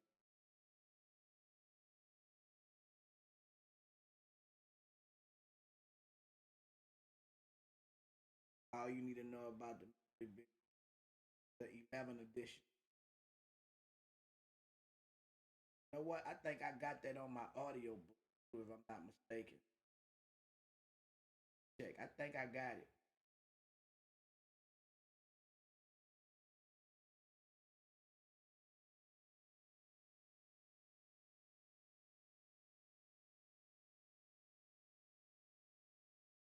I'm going to read some books that I got, y'all. That's how serious I be about research. Outwitting the Devil, Digital Marketing in the AI Era, Alchemist, All of God, The Seat of the Soul, The Compound Effect, The Floridian, Elon Musk, Profit with Suno, AI, How to Create, Sell, and License AI-Generated Music, The Art of Water, Fifth Agreement, The Count of Monte Cristo, How to Invest Money for Beginners, Ultimate Money Guide to NFT Investing, How Successful Investors Triplet the S&P 500, The Power of Positive Thinking, Art of Negotiation, Think and Grow Rich, How to Make a Few $1 billion. All you need to know about the music business. Okay, I do got the 11th edition. The Story of Joseph and His Brothers, Happiness Advantage, Social Media Marketing Workbook, 2025 edition, How to Use Social Media, Building Business Credit with EIN, The Insider's Guide to Business Credit using an EIN only, The Ways of a Superior Man, The Richest Man in Babylon, The Real Book of Real Estate, The Dead Sea Scrolls, The Power of Broke, The LLC Limited Liability Company Bible, Billionaire Real Estate Investor, 48 Laws of Power, AI Superpowers, The 50th Law, The Willie Lynch Letter and the Making of a Slave, YouTube Playbook for Artists and Musicians, How to Make It in the New Music Business, The Book of Giants, Face to Face, The Autobiography of Malcolm X, Complete Apocryphal Collection of Lost and Rejected Scriptures, Secrets of the Millionaire Mind, Unshakable, As a Man Thinketh, So Is He, Steve Jobs, The Autobiography of Gucci Man, Michael Jackson, The Real Story, A Divine Revelation of Hell, You All Me, Trump, The Art of a Deal, Finding My Virginity, Hebrews the Negroes, Big Podcast, The Mastery of Love, Negotiation Genius, Lion, Rich Dad Poor Dad 20th Anniversary Edition, Permanent Record, No Slam Dunk, Life 3.0. You can negotiate anything, How to Get What You Want, Born in Blood, The Old Man in the Sea, Moby Dick, Behold a Pale Hearse, Entrepreneur Roller Coaster, The Smartest Money Book You'll Ever Read, The Art of Learning, Lost Books of the Bible, The Great Rejected Text, The Master Key to Riches, an autobiography, Mahatma Gandhi, Know What You Believe, The Holy Bible, Bitcoin and Cryptocurrency Trading for Beginners, Massa Musa, Timbuktu, Fruits of a Poisonous Tree, 33 Strategies of War, The Perfect Day to Boss Up, The 4 Agreements, The Magic of Manifesting Money. Come on, man. You have to read. Let the books read to you. What's your excuse of not getting information? Information is the key to breaking through any oppression, depression, suppression. You know what I'm saying? Information will free you. Knowledge is half the battle, and knowing what you know and how to do it is the other half. You know what I'm saying? That's how we get through in life. You manage your life like a business. It's gonna be ups, it's gonna be downs, but you don't know how to move around. Nobody can hold nothing over your head and make you be a slave, bruh. Because of the things you know. You a human being, yeah, you get your feelings hurt and all that, all right, whoop-de-doo, you know you're human. But I bet you nobody will be able to get over on you. They could try to make it look like that. It's impossible. And what you don't got now, you keep on working.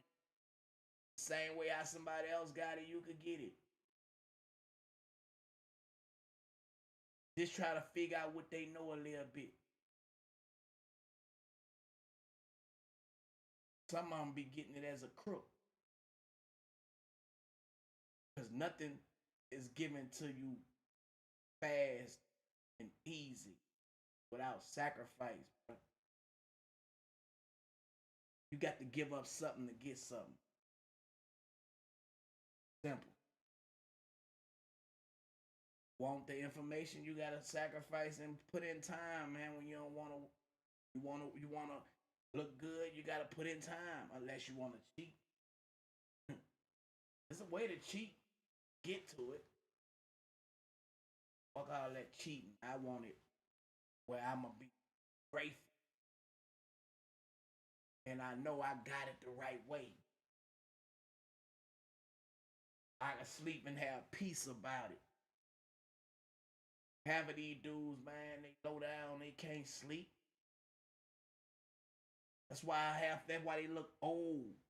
They look pressed, they look sick. Know what I'm saying? Cause they some low down motherfuckers. If it don't get them in their finances, it'll get them in their health. It'll get them somewhere else. Cause karma is a motherfucker. Karma gonna get everybody back that motherfucker dish it out. They gonna come back like a boomerang. Trust me. So, man, do right, man. So you can receive the right karma. We take you seriously, that we'll take your calls, that we'll spend time with you, and you can check on that through checking on other clients they have and just talking to them and saying, did they return your calls? Did they get their work done on time? Because there are great lawyers who are just too busy to take care of you, and there are great lawyers who are flakes and just don't bother. There are people that, you just need to know that they will take you seriously and treat you with respect and get your work done in a timely fashion. But beyond that, it's chemistry. You just have to make sure they're explaining things in a way you can understand them, that you feel comfortable with them, and that you know they'll be looking out for you. Okay. Don, many new artists today, it's my experience that they don't realize often that when they're signing a recording contract, either to a major label or a significant number of independent labels, that they're signing what's known as a 360 deal. And for our audience, can you explain exactly what that means for them today? And what are your personal thoughts on 360 deals for new artists? I hate the 360 concept for new artists, but let me explain what it is, and then you'll probably understand why. So, first of all, historically, here's how it came about. When the music business crashed after 1999, the record companies suddenly were not very profitable, and they began to go into a panic mode. There was rampant piracy. There was no new technology to save them that was on the horizon. Indeed, it didn't show up for quite a few years later, looking back historically. And so they came up with the following concept. They said, look, we're the only ones who spend significant money to build an artist's career, which is true. They said we spend more than anybody else. And because we put this money in and they built a career, the artists then go out and they can make money touring. They can make money from their songwriting. They can make money from merchandise, meaning posters and T-shirts with their name on it. They can do endorsements and commercials. And it's all because we took the risk and we spent the money to. Okay. See, since you try to take the credit for that. If it wasn't for me building you up, you wouldn't be able to go on tour. You wouldn't be able to do this. You wouldn't be able to do that. So some people feel like they entitled to your money and their money. Fucking wrong. Because I could do this shit without you. Matter of fact, you thought this shit wasn't going to work. But you see, what you doing ain't working no more. Now you got to come over here. Because this shit working. That's why you see a lot of motherfuckers who you wouldn't think doing what the artists figured out before the executives. They ass on the front line right now. Talk that motherfucker. Talk that bullshit. That money running funny. So they gotta come from behind them motherfucking desks. And some of them feel like, I need to get all I can get right now because this ain't gonna last, because they remember how it flipped from what they were used to. So some of them don't realize that, bro, it ain't going nowhere. It ain't going nowhere. Why you being a dog for what can last a long time if you don't be no dog about it? But you doing the same shit you were doing before the business changed to this. Because that's all you know. Fall back. And this shit could go beyond where it could go at.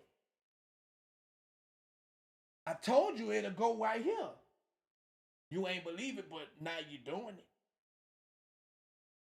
So you keep on being like you ain't gonna be a part of what's coming up neither. Because you're operating out of fear, but you want motherfuckers to not think it's fear, but that's what it is. You don't think you're going to be able to get it again. And you don't want people to know that you don't got it the way you had it. That's why you see a lot of people doing things the way they do. They scared. Only thing you got to do is partner up with the artist now. The artist is a boss now. You can't treat the artist like an artist no more. The artist is the ones that know. Now you still got the ones that don't know. You know what I'm saying? They don't know shit. You can still treat them like an artist. They don't know nothing. But you can't treat the ones who learned like you treating them. It ain't gonna work out. But you need them. You can think you don't need them if you won't. Always need the motherfucker who know. Because he know where this shit going. If other motherfuckers don't know where it's going, they trying to figure out just like you. They don't know. Fuck, you gonna try to take what somebody worked hard for from their touring, from their merch, from this, from that. Man, you could do that to the motherfuckers who know no better. Do it. Therefore, we should share in these other sources of income. Because we're the ones putting up such an investment, we should have a percentage. Y'all ain't putting up a motherfucking thing but a motherfucking smoking mirror like y'all doing it. And if y'all charging me for it, I'm putting it up. You see what I'm saying? Y'all see what I'm saying? If I'm the one who being charged for it, you ain't putting up a motherfucking thing because you will be being charged for it. Why are you taking it from what I get? Now you gambling with my money. You able to go get these loans because you saying, look, we need to spend this on this, but I got to pay it back? What the fuck you investing? See, that shit bullshit. Motherfucker ain't investing nothing if I got to pay it back.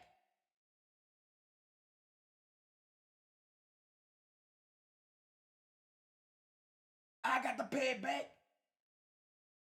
Come on, man. Stop playing on me, man.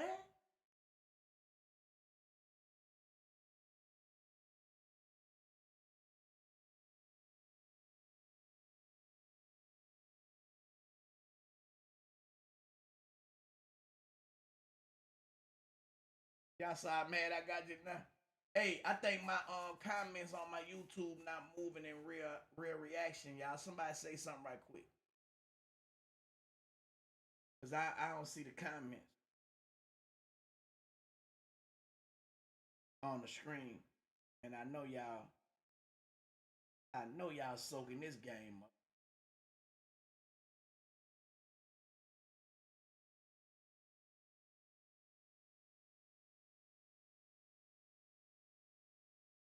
Somebody say something right quick on YouTube.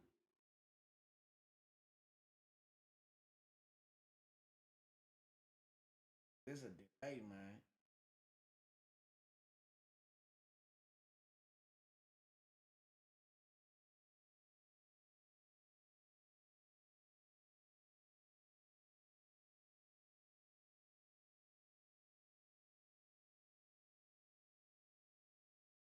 My audio low? My audio ain't low. Mic check 1 2.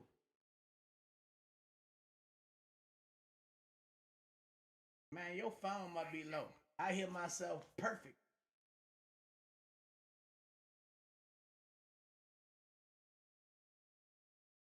What you want me to be in the mic? I don't like to be all in the mic like this. I ain't trying to be in the microphone, bro. You want me to be in the mic? I don't like to be all in the mic like this. I ain't trying to be in the microphone, bro.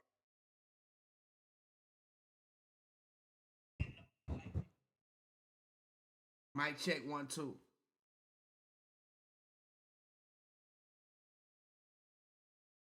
Mic check 1. Let me see. Mic check 1 2. Whoa.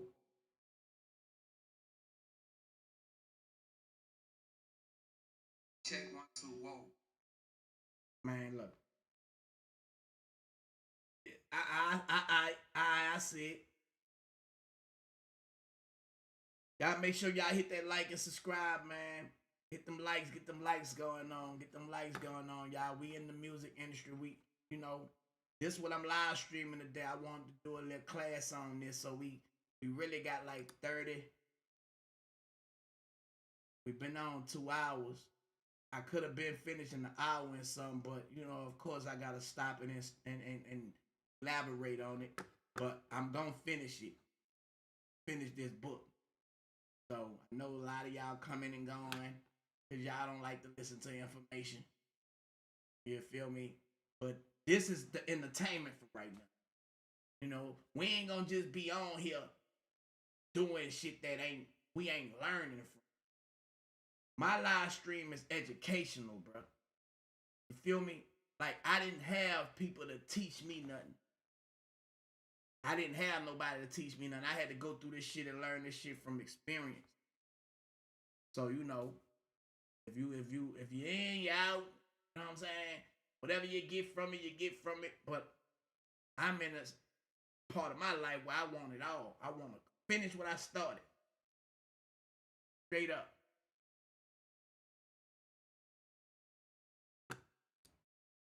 Of your songwriting. We should have a percentage of your touring. we should have a percentage of your merchandise and a percentage of your endorsements and sponsorships and commercials. And nobody in the artist side. Now, how they feel like they should have a percentage of all this stuff, bro? When you got to pay all the money back that they call themselves spending on you. That ain't fair. That ain't fair, man. I feel like y'all got an easy motherfucking road. Cause guess what? If the artist hit, you come up.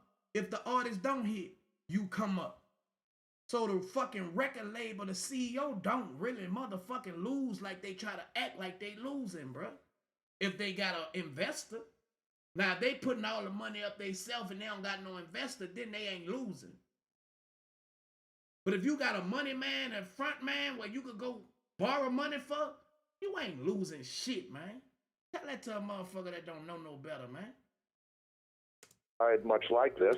But the reality was, if you wanted a record deal, certainly in those days, you had to give it up. Since then, the percentages have dropped. If you have enough bargaining clout, you can get it down to relatively minimal amounts, but you need a lot of clout, and not every label will do that. So the 360 rights are here to stay, even though the historical reason for them may or may not exist currently, because they've been able to do it. But some labels are more aggressive about it than others. Hey Insiders, we hope that you're enjoying our featured interview. Before we dive back in, a word from our sponsor. So hey Rich, tell me a little bit. See, that's YouTube. He teaching something, I'm teaching something, but he still have his sponsors on top of what he teaching. See what I'm saying? All this shit just, he using a class that I'm using this as content to build my platform. Like, everybody scratch you, and that's what the business is. You're partnering up with people, bro. You know what I'm saying? All that trying to take, man, get the fuck with that, man. But you still got those low down people that does that. You can't just steal from people these days, bro. They see it. And then you get mad when people call your ass out from stealing. Maybe you will not steal, but you won't get mad because a motherfucker done put you on blast with your stealing ass. Don't steal, man. Don't attempt to steal.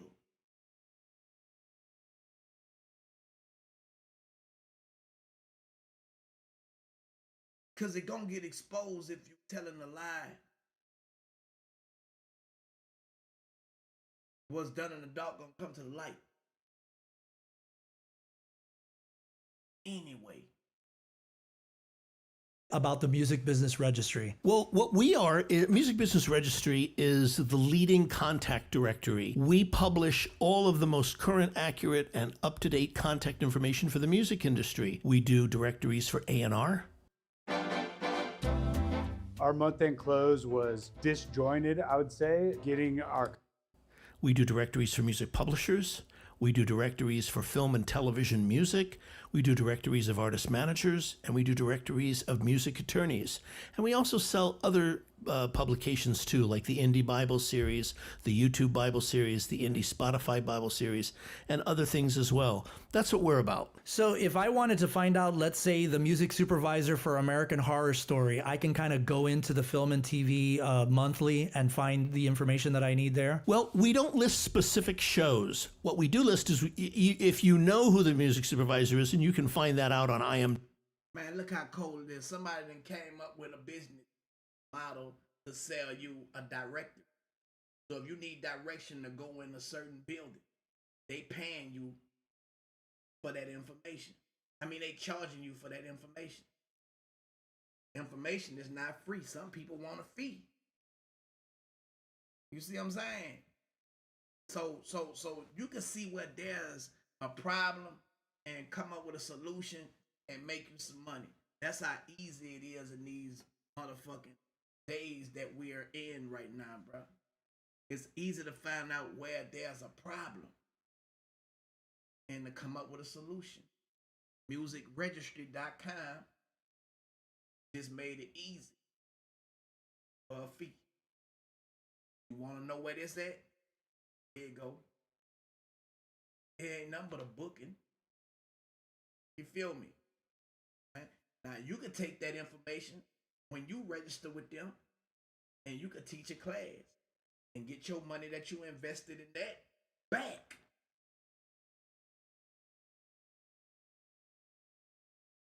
You had to work with them. You had to spend some money with them to get the information that you get, to get the information to them. And it's like a domino effect.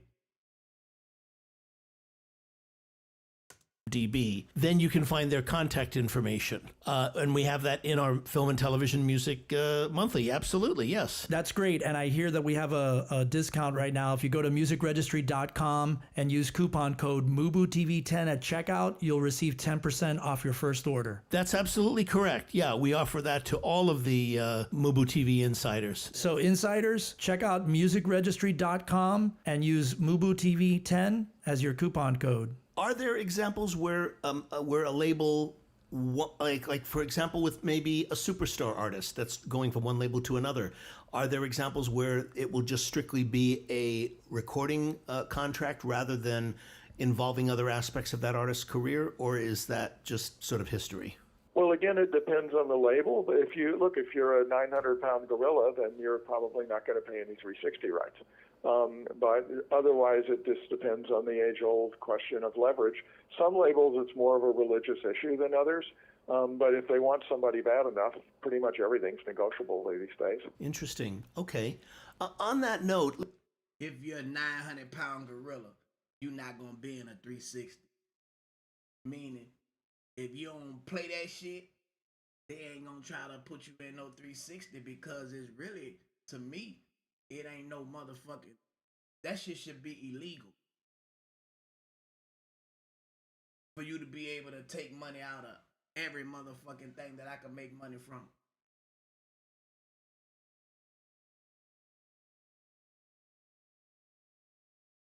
Thinking about that shit. I ain't never been to 360. But how they doing these artists these days, bro, it's fucked up. Let me ask you, do you find that the willingness of labels in regards to these kinds of deals is more flexible today with new artists, or is it, as you say, is it all just a matter of your clout as an artist, like how many people want you or who wants you or how many labels are interested? I'm sorry, are you talking about 360 rights or are you talking about deals in general? I'm talking about 360 deals, meaning like if an artist comes to a label that, let's say, a major label wants, they've been, doing this independently or on a small independent, they've built up a significant touring base, they have that going for them going in with the big deal. Now they're with a major or they're negotiating with a major. Can they say, look, we have a lot of clout in this area. We've built this up for the last 5, 6, 7 years. We don't want to give XYZ percentage because this is something that we've built on our own. Is that leverage that a new artist can use in that situation on a 360 to lower the rate? Yes, for sure. Okay. The more hounds snapping at the door, the better deal you will make. Okay. Don, another area of the music industry that has dramatically shifted within the last decade or so for artists and bands at all levels of their career is the economic value of live performance. Given that this is our artists and their managers, given this, are artists and their managers looking closely today at the expense deductions by concert promoters? Oh, yes. But the game with concert promoters has been settled down for quite a while. Originally, they played all kinds of games, particularly when there were a bunch of little independent promoters. When they got rolled up, and there's really two major players in the U.S., meaning AEG and Live Nation, right. The games became much less.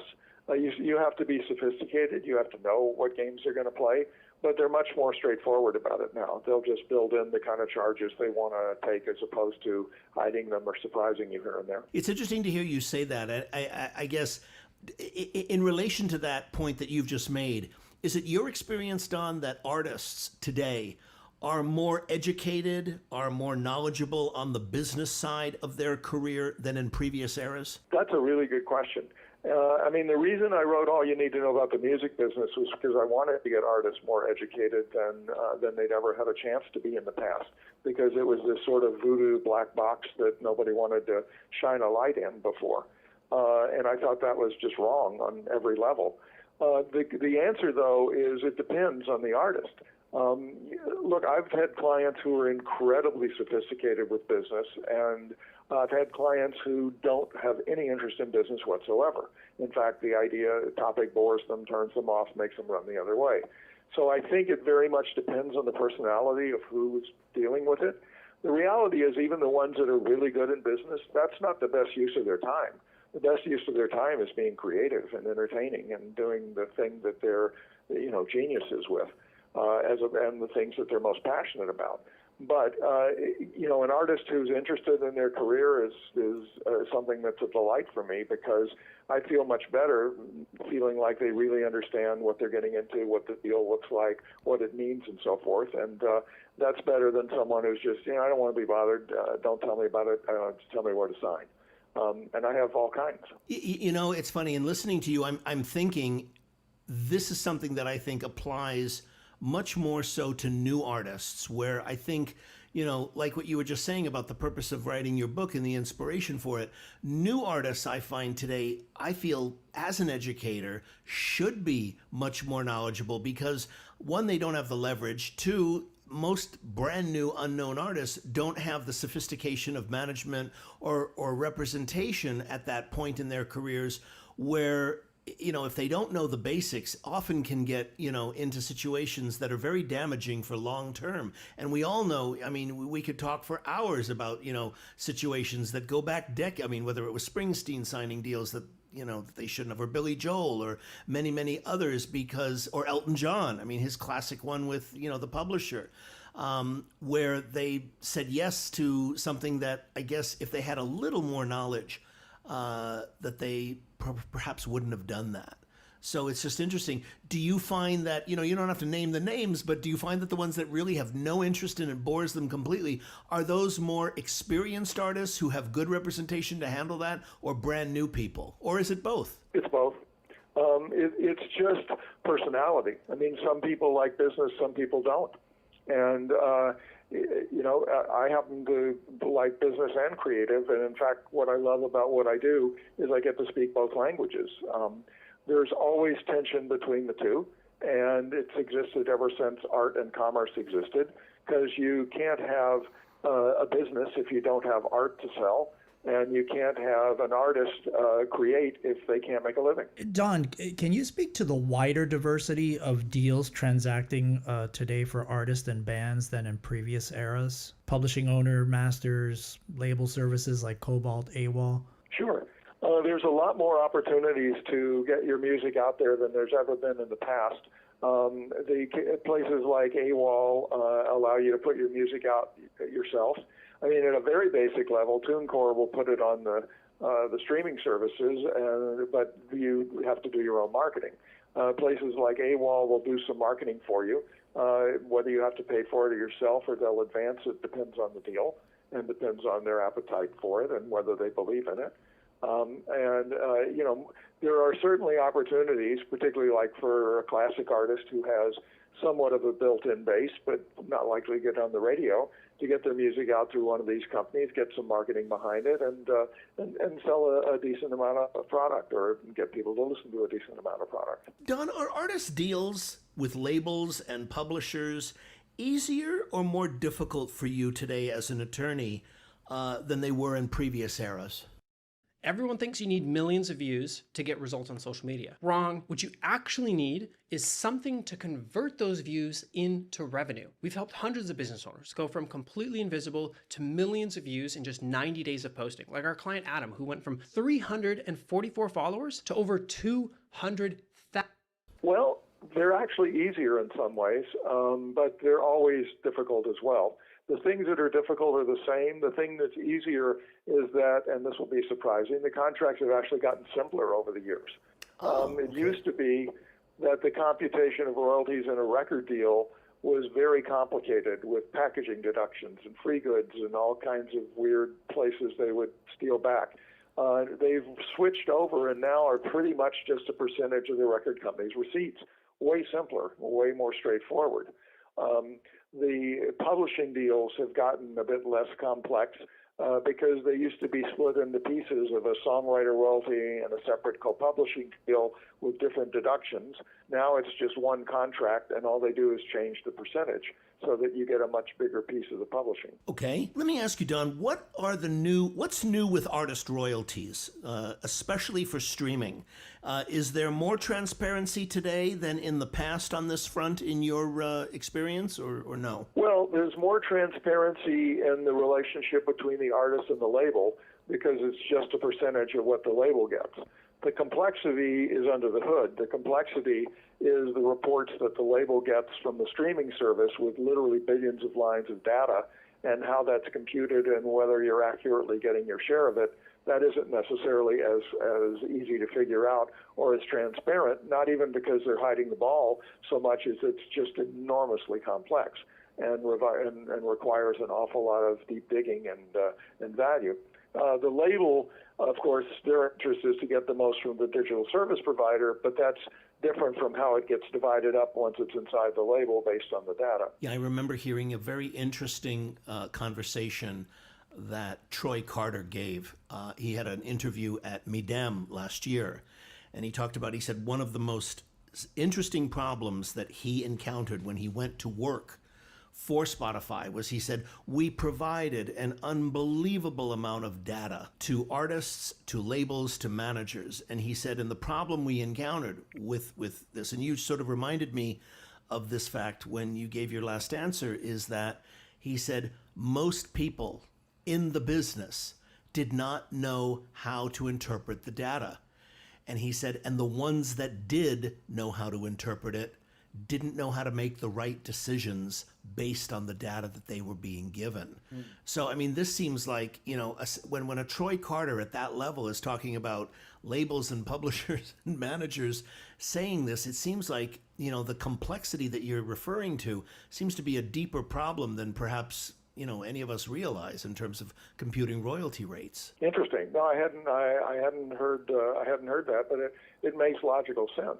It sounds like he was also not just talking about how the royalties are computed, but how do you read the marketing data and know how to maximize, your artist's career.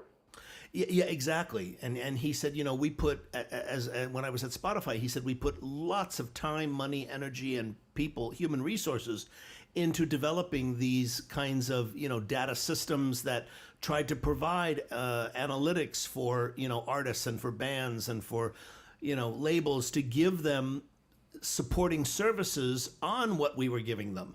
And he said, unfortunately, it's like it became so sophisticated or so complex that people didn't seem to have any kind of basis or reasoning to understand how to interpret the data. And he said, and the few who didn't know how to make the right decisions. So it's interesting. I mean, if you're interested, if you just go on YouTube and put in the word Midem, you'll go to all the Midem videos and look up the one on Troy Carter. I think you would find it very interesting in that regard because he addresses this issue in talking about, data and what its role is in the business, because this is what everybody's talking about, data. Everybody needs data. But, it's like if you don't have an understanding of what the data is, I don't know how it serves you in terms of your career or as a business. Yeah, that sounds like a really good suggestion. Thank you. Sure.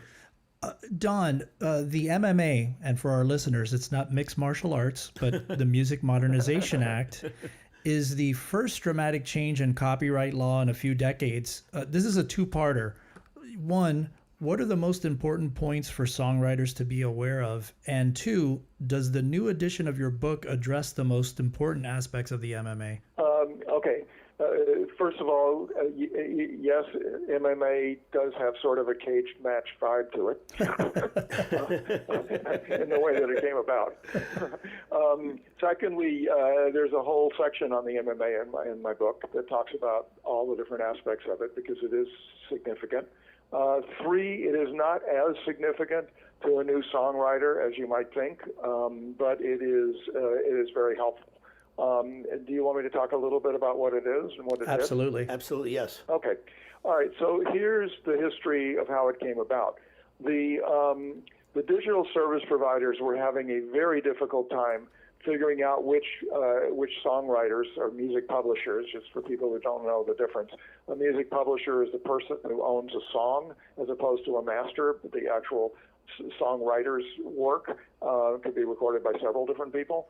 And the publisher controls those rights and then pays the songwriter. So the publishers, the digital service providers, were having a hard time finding out who the publishers were and who owned all the songs they were streaming. And it was easy with the major publishers. They were down the hall. Not so easy with a bunch of little obscure songs here and there and obscure publishers that might be hard to find, situations where the publishing rights were owned by different people in different territories, so situations where songs were owned by more than one person and some of the publishers were hard to locate. Big mess. So they did what any red-blooded business person would do. They just kept the money instead of paying anybody.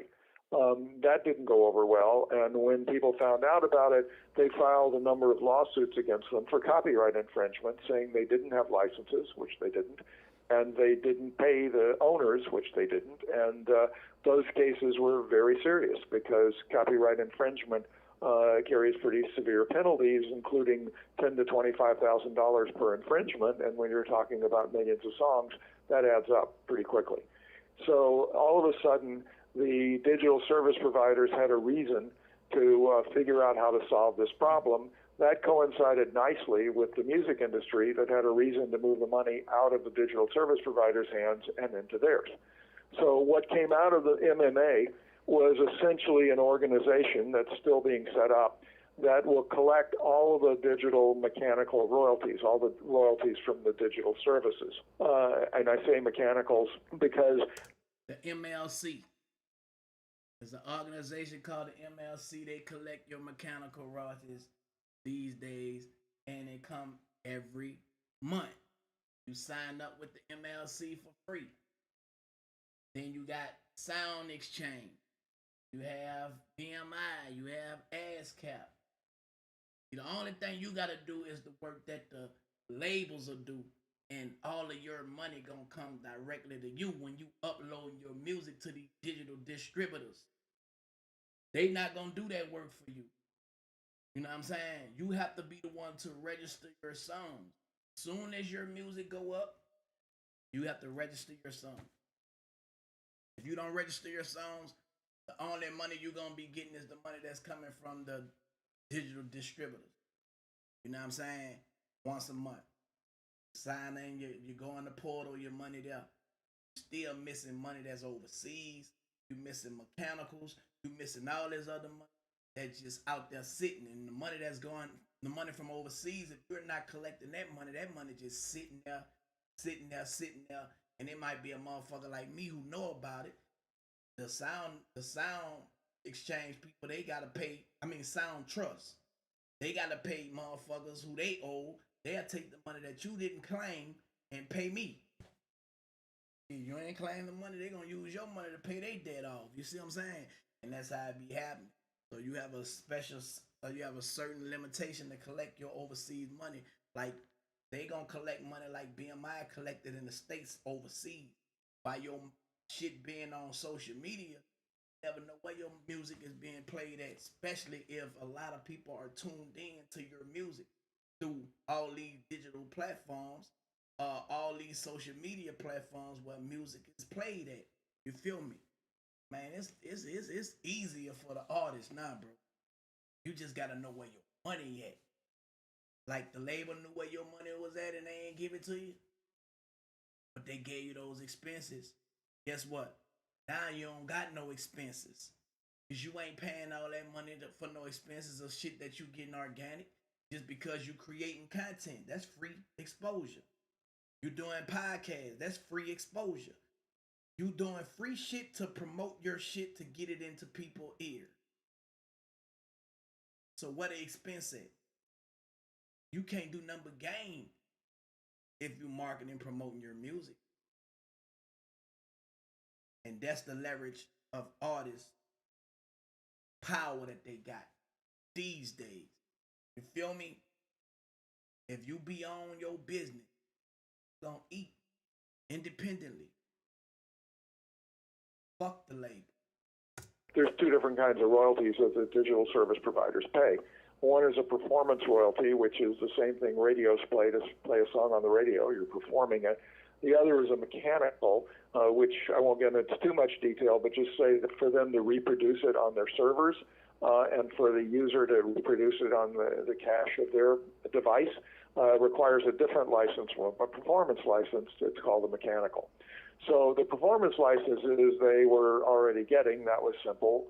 The mechanical licenses were the ones they had to go chase multiple users around. So the MMA sets up a one place, and the digital service providers pay all the mechanical royalties to this one place. And once they do that, they're no longer guilty of copyright infringement. They can do it. It's in essence what we call a blanket license, meaning that they can license every song that's ever been created by paying one fee over to this society.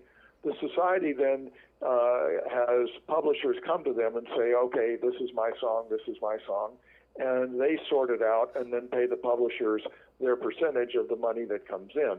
And if not all the money is claimed, which will happen because not all the publishers show up, that gets held back for a few years, and then it gets distributed proportionately to the publishers who did claim it.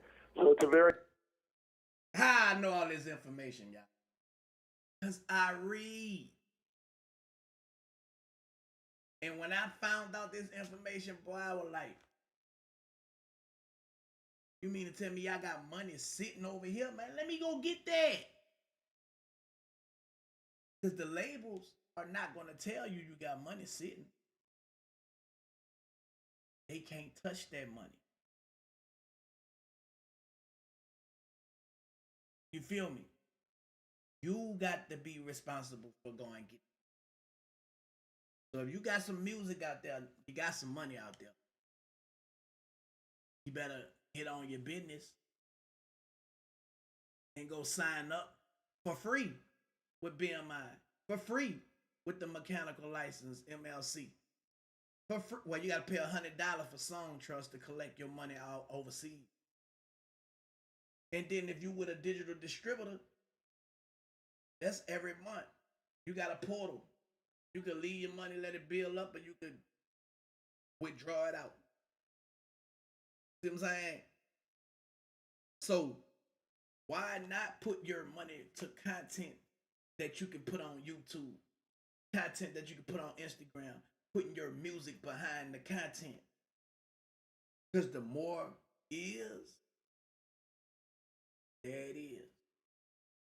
You know what I'm saying? So you control the system. Basically, come up with creative ways to get more ears on your music, man. You can exercise, put your music on. You could be on that motherfucker drinking, put your music on. You know what I'm saying? Come on, bro. Learn this shit, man. This shit's simple and easy. And don't never stop reading and researching, because the business change.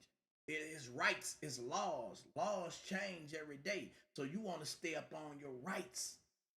Long as you know your rights of the music business, then guess what? Motherfucker can't violate your rights. And if they do, they got to pay for it. Don't be scared to sue a motherfucker that violating your rights. Because they ain't scared to violate your motherfucking rights. I don't want to hear that. I didn't know. Well, guess what? I know. Let me get me. You owe me X amount of dollars for what you didn't know. I had to pay for what I ain't know. So I don't feel sorry for you. You ain't felt sorry for me. And let me get my money, man.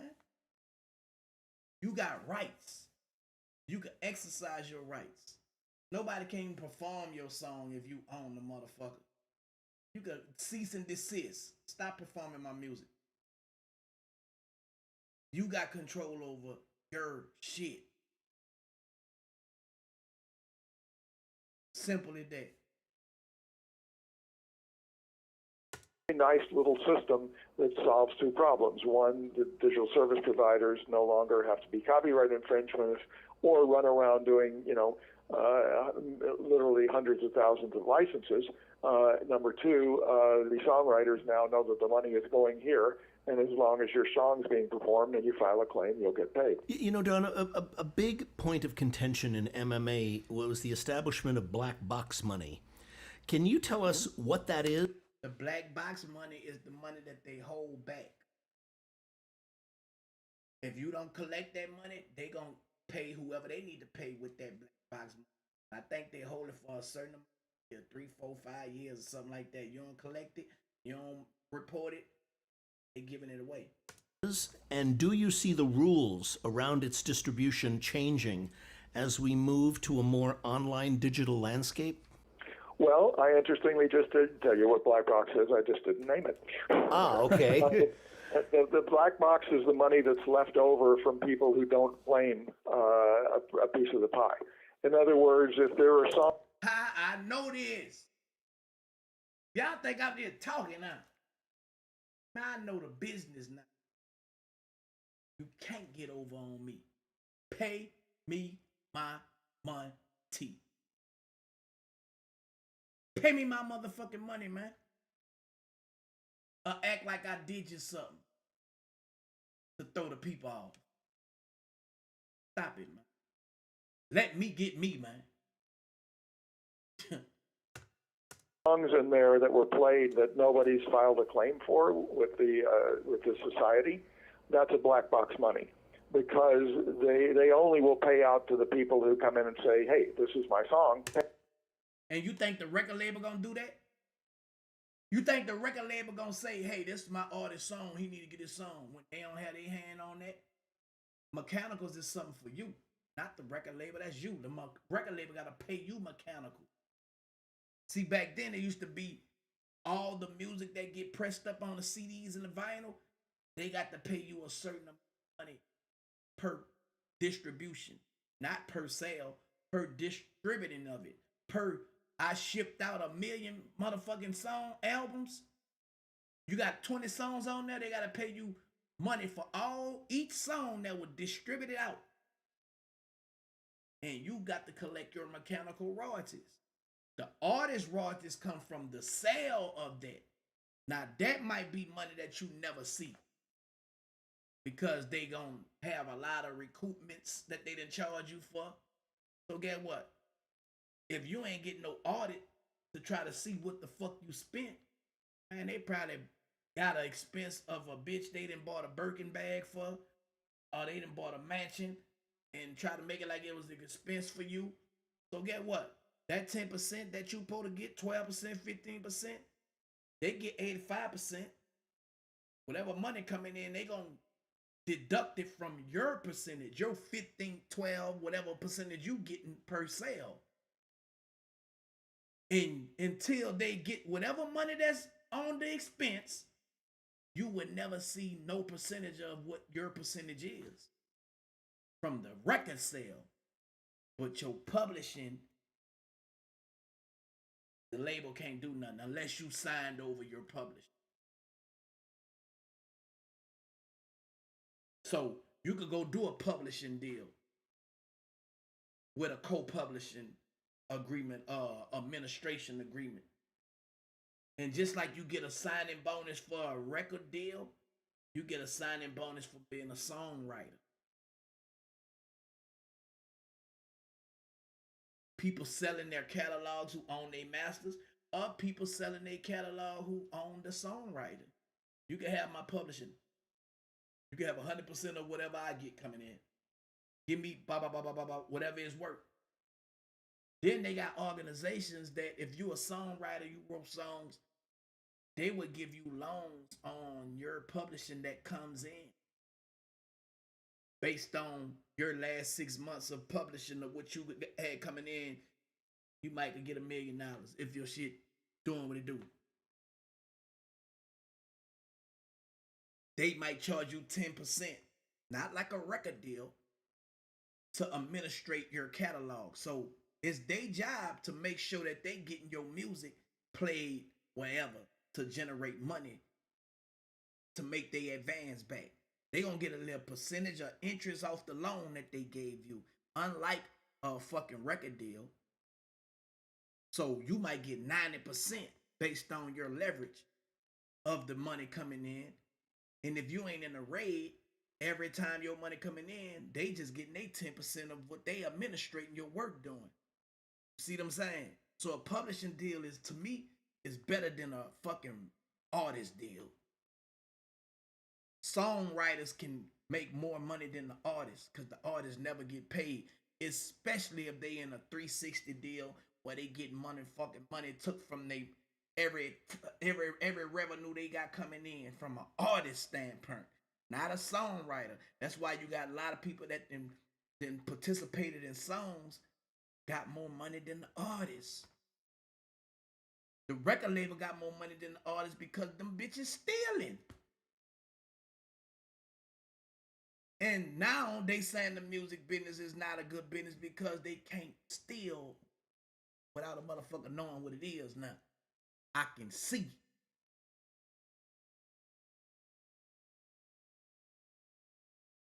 So now they want you to think that the person that can see is a problem. He ain't no fucking problem. He a problem to them because they can't get over no more. And y'all better wake the fuck up, man. Pay me, right? So there are going to be songs in there nobody files a claim for.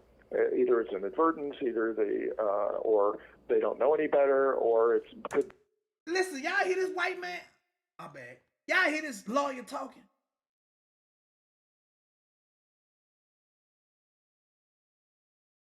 Y'all hear him talking? Bro, you supposed to get your fucking money, bro.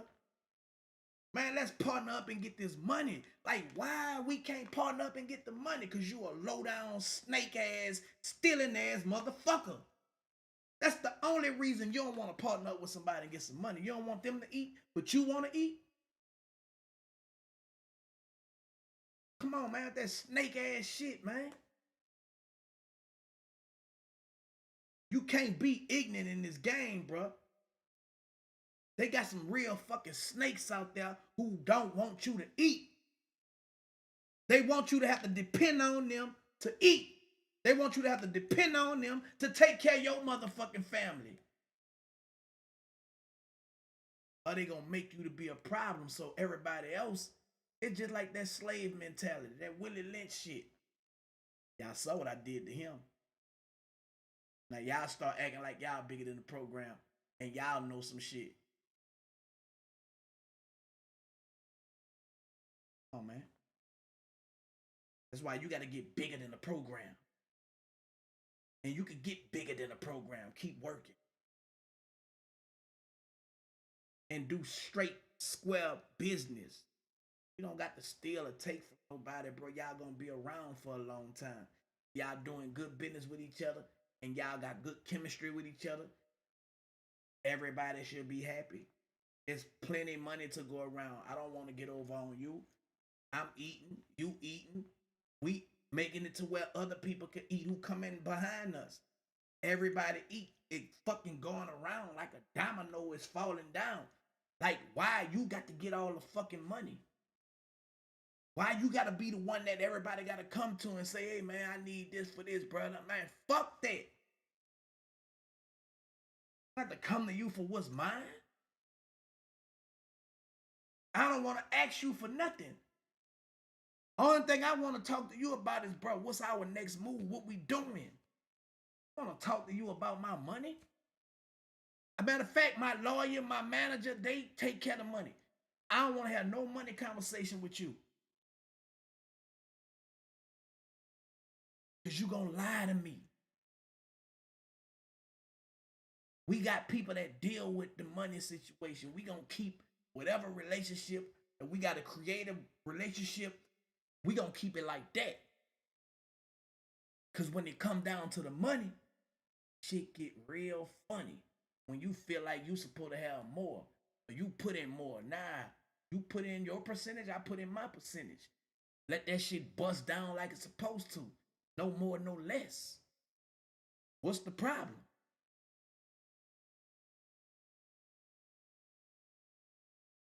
Greed is the problem. Greed is and have been the problem.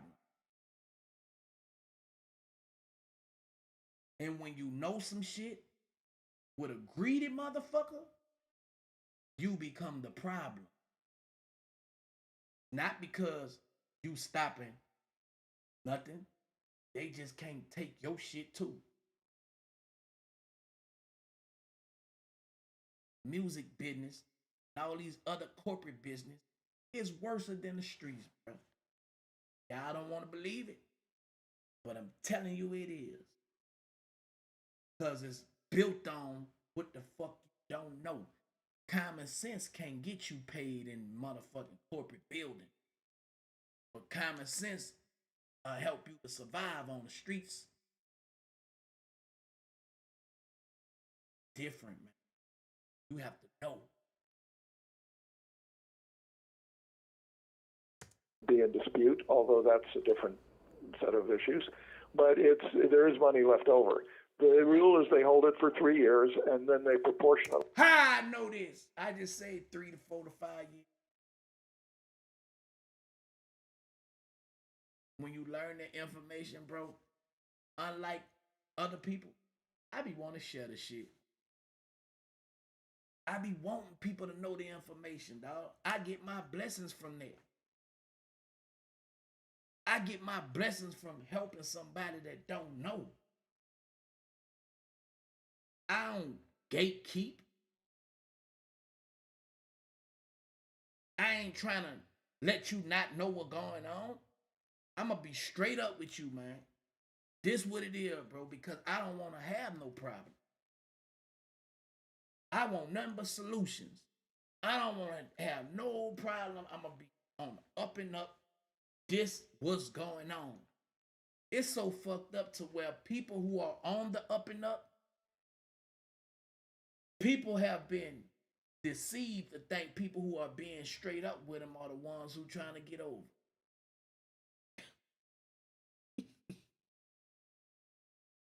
Bro, how is he trying to get over on you and he the one being straight up with you? He the one acting like he your friend and he's stealing from you. He the one dividing the conquer.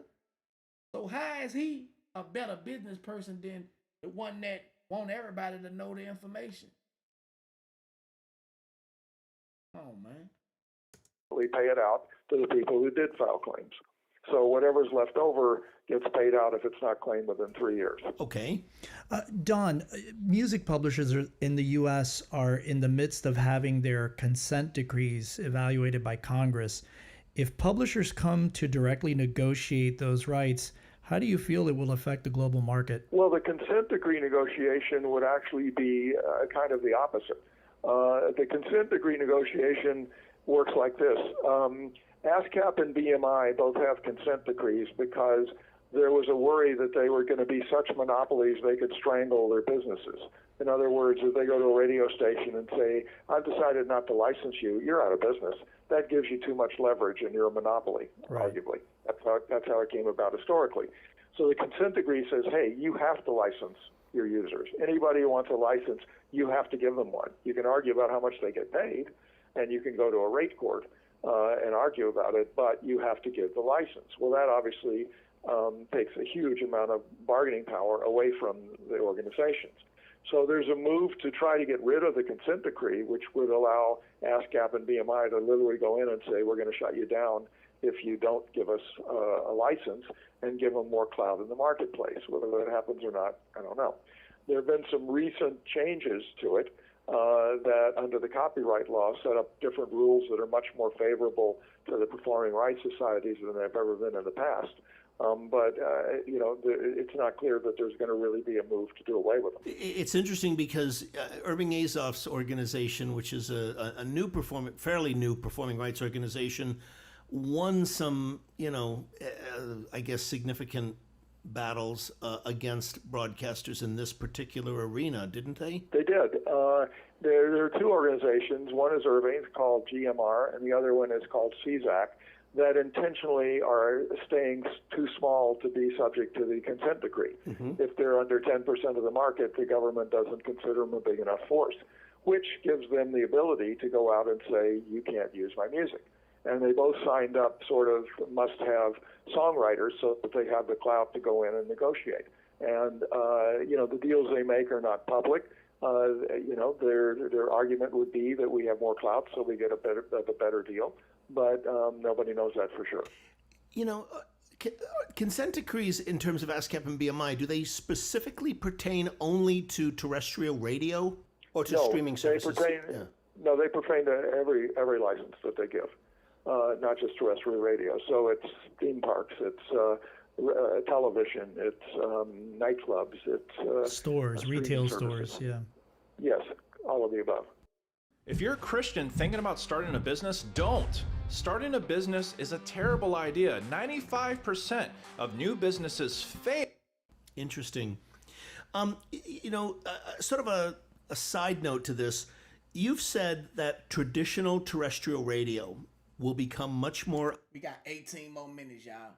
...hyper-localized than in the past, but that it will also be widely challenged. Can you elaborate on this? Sure. The theory goes like this. Radio's sweet spot is for kids 16 to 24 years old.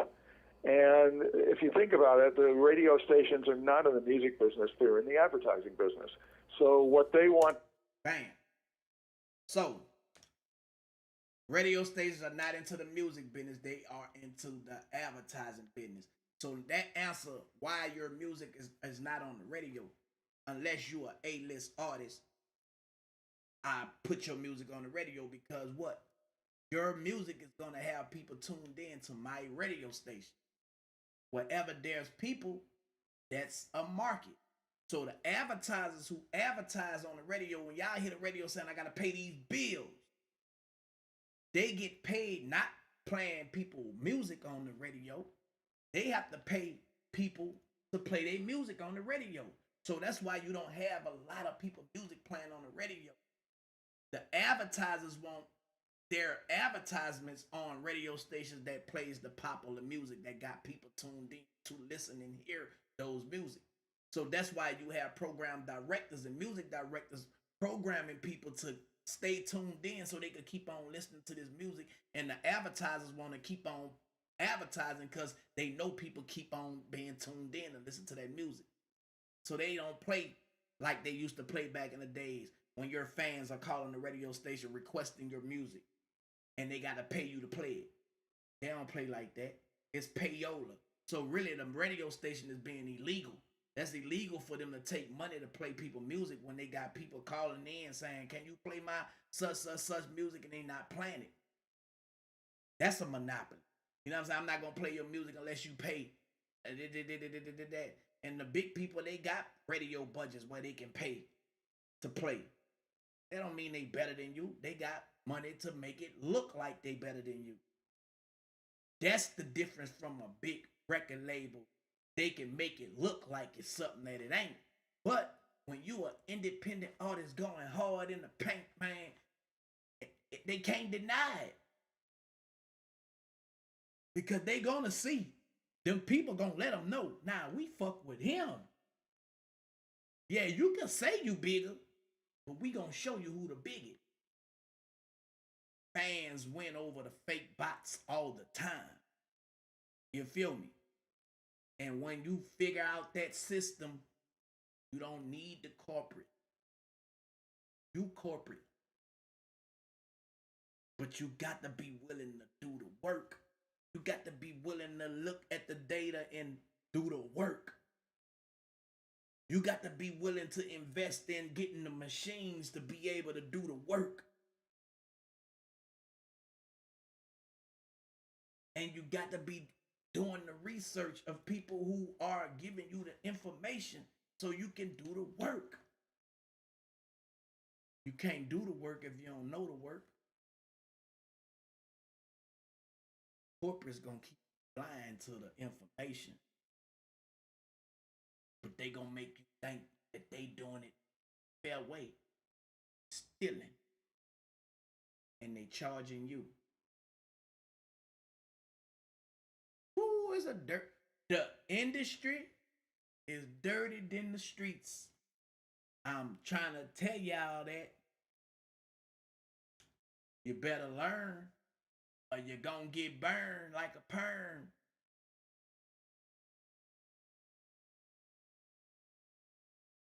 See, you can hear it from me and be like, man, Turk don't know what he talking about. But then this man right here saying the same shit. Some of the shit he's saying before. This my first time really listening to it. I know, but I don't know everything. I get excited when I know some things and I hear a professional talking about it. I want to know more because I understand the language that they talking. And when you understand the language that's being in front of you, bro, you get freedom. Ain't nothing like going somewhere and you don't understand what they saying, like they speaking a foreign language. When you understand what they saying, man, that bring freedom, dog. Man, let's do square business, dog. I mean, you can't get over on me. That's all. Is that something for you to get mad about? Guess what? They get mad about it. Motherfuckers get mad when they can't get over on what? To go over their airwaves is what's going to appeal to an advertising group for which advertisers will pay the most amount of money. I don't mean to sound crass because obviously some of them do love music, but they're also making sure that they're in business and that they're keeping listeners in that range. Well, with Spotify, you're starting to get kids listening to music when they're much younger and listening to Spotify. And preteens. And what happens when they grow up into that sweet spot? Are they going to still listen to radio? Maybe, maybe not. Radio playlists are now becoming radio. The curation seems to be moving away from the radio stations toward the playlists. And I think radio will be very challenged. And the things that they can offer that nobody else can is if they become hyper-local. Yeah, what's interesting about it is that, I mean, I asked this question because I've been teaching students since 2000, well, since 86, but I took a break, and then since 2002 on a more consistent basis.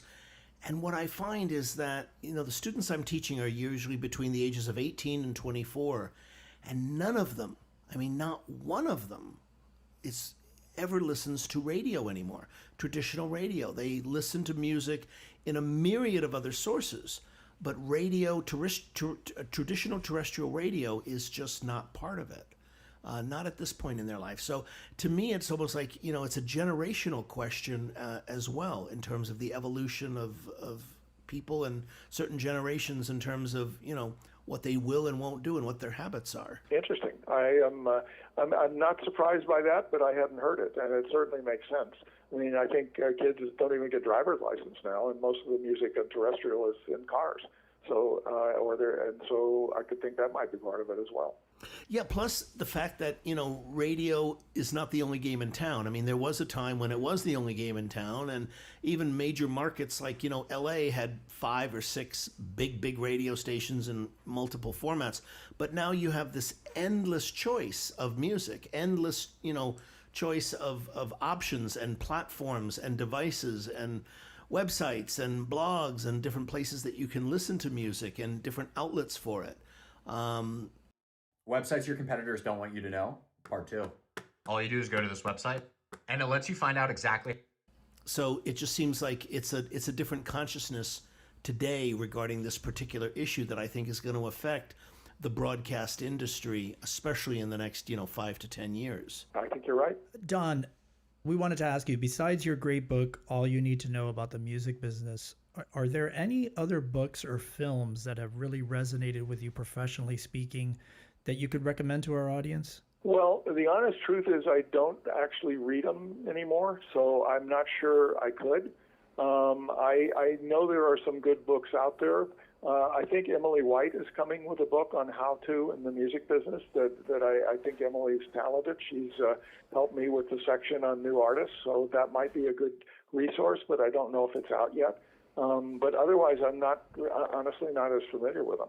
Or any films that might inspire our audience that you might suggest to watch?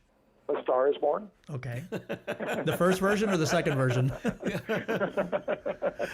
Oh, that's good. That's a good one. That's a really good one. So, and also, Don, to follow up with my next question, what advice can you offer our listeners who are wanting to pursue Hey, he ain't trying to give up no other books when he want people to come to him. Everything he needs. If he got the Bible on the music industry, why would he tell you to go read somebody else? I'm quite sure there's other books that's out there. You know what I'm saying? But his is called the Music Industry Bible. That'll be competition. You know what I'm saying? And I feel him, I can understand that, you know what I'm saying? But he ain't hate. He just ain't give you play. They got motherfuckers that try to stop you when you the competition. Try to treacherous in the field. You know what I'm saying? Like, God dog, man, you know what I'm talking about? I ain't hating on you, but why is you hating on me? If the people coming to me, why is you trying to stop the people from coming to me? I'm not going to lead them to you, but I ain't going to stop them from coming to you if they coming. Boy, y'all don't hear me. Career as an artist or a musician in the music industry? I think you've got to follow your passion. I think that nobody has ever been really successful unless they are passionate about what they do. And one of the things that I do as a hobby is study the commonalities of really successful people in every area of life. And the one thing that study successful people. Y'all be seeing how they have people who supposed to be successful hating on other successful people. How you gonna hate on somebody that's successful like you?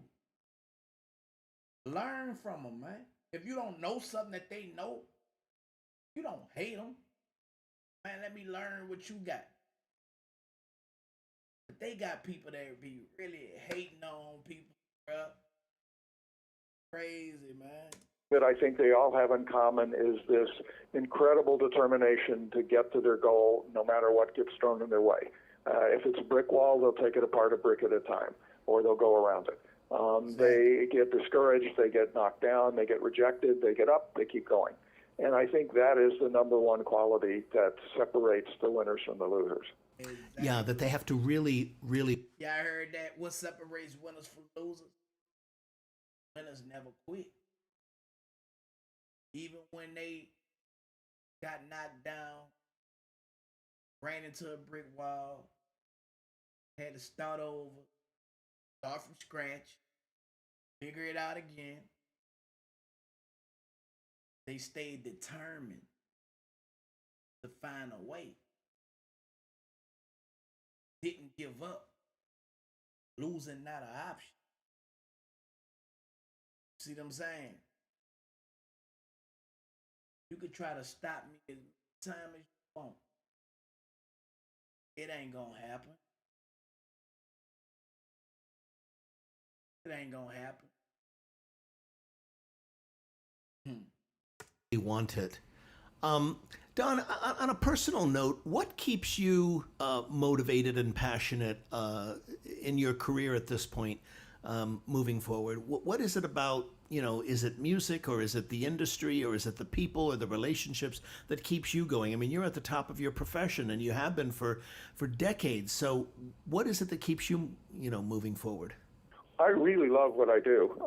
I like being with creative people. I like being intellectually challenged. I love the way things are changing and getting interesting. And I love being able to do things that have never been done before, which I've been blessed with some clients that have given me the clout to do that. I'm always fascinated by whatever new is coming along. And I just like combining creativity and business. It's been said that the next evolution... I'll make you a bet. Try Whisperflow once, just once, and I bet you'll never go back to typing. Next. Or revolution of the business isn't going to be a format or a better device or a better platform, but it's going to be about a different kind or a better experience. Whether that's, with the role of AI, artificial intelligence coming into music, or virtual reality. Do you have any thoughts on that in terms of what you're seeing from your side? I mean, you're on the front lines with so many different types of companies and deals. What are your thoughts on that? Well, I think those, I first... I'm going to give you a heads up. We went to the information stage of the game being transparent, right? So you think that messed up people who were stealing and trying to get over on people, the old way of people getting ahead. You know, yeah, I was able to get ahead because we didn't know. Now, when we got the information in our hand, we was able to level the playing field. But how we gonna get ahead of them? Learn AI. On top of the information that you know, don't let AI outsmart you. Take the information you know, work with AI. Do what the people who you was working for didn't do. Make it to where AI is you and you are the new gatekeepers of your information and y'all work together. And that's how you're gonna keep winning in the artificial intelligence days. Simple. The technology. You have to use your common sense. You have to use your information. And you got to use everything that you got to work with the artificial intelligence.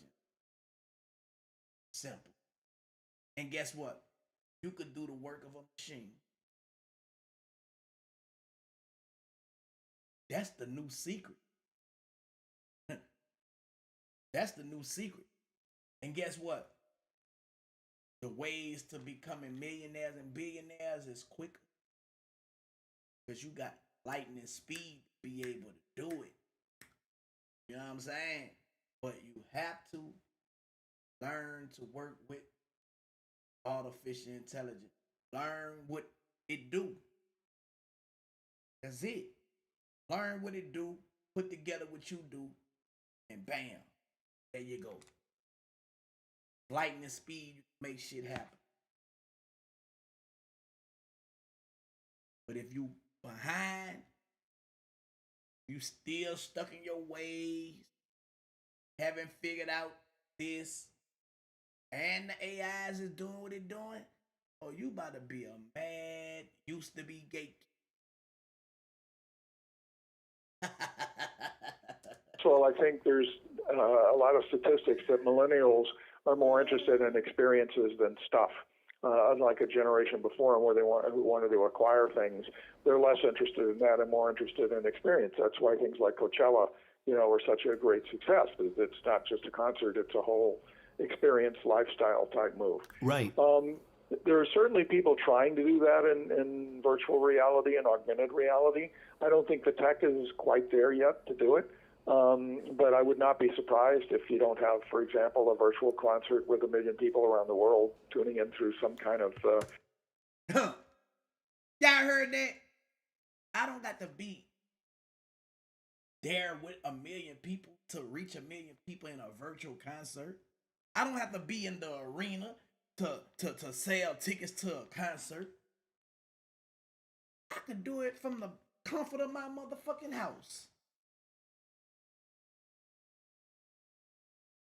See what I'm saying? That's the advantage that we got now, y'all. Hey, man.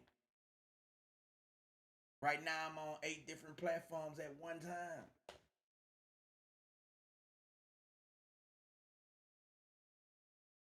Building. I'm building. You feel me? I know what I'm doing.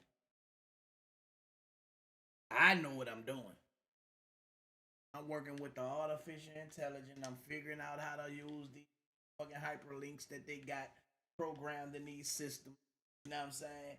Yesterday, like I say, it took me 3 days to try to set this whole new setup that I got up here. But I figured it out.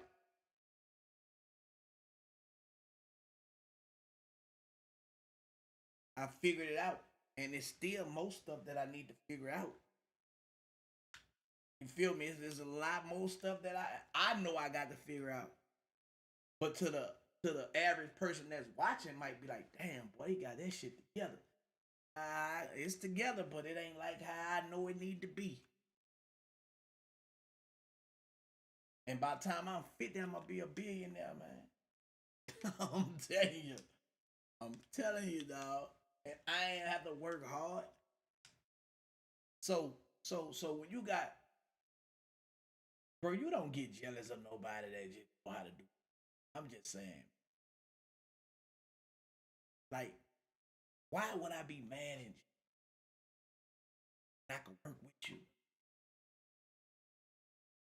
Like, I can work with you. Like, why would I be in competition with you, bro? I don't want to compete, compare, and measure myself against nobody.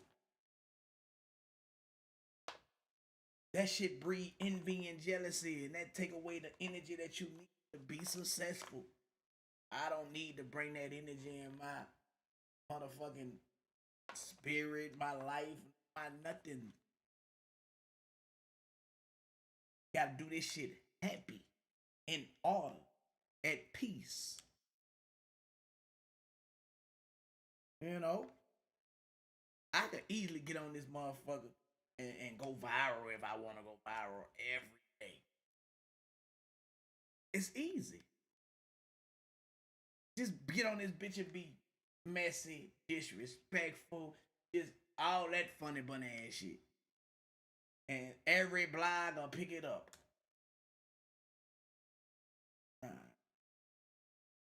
Do that like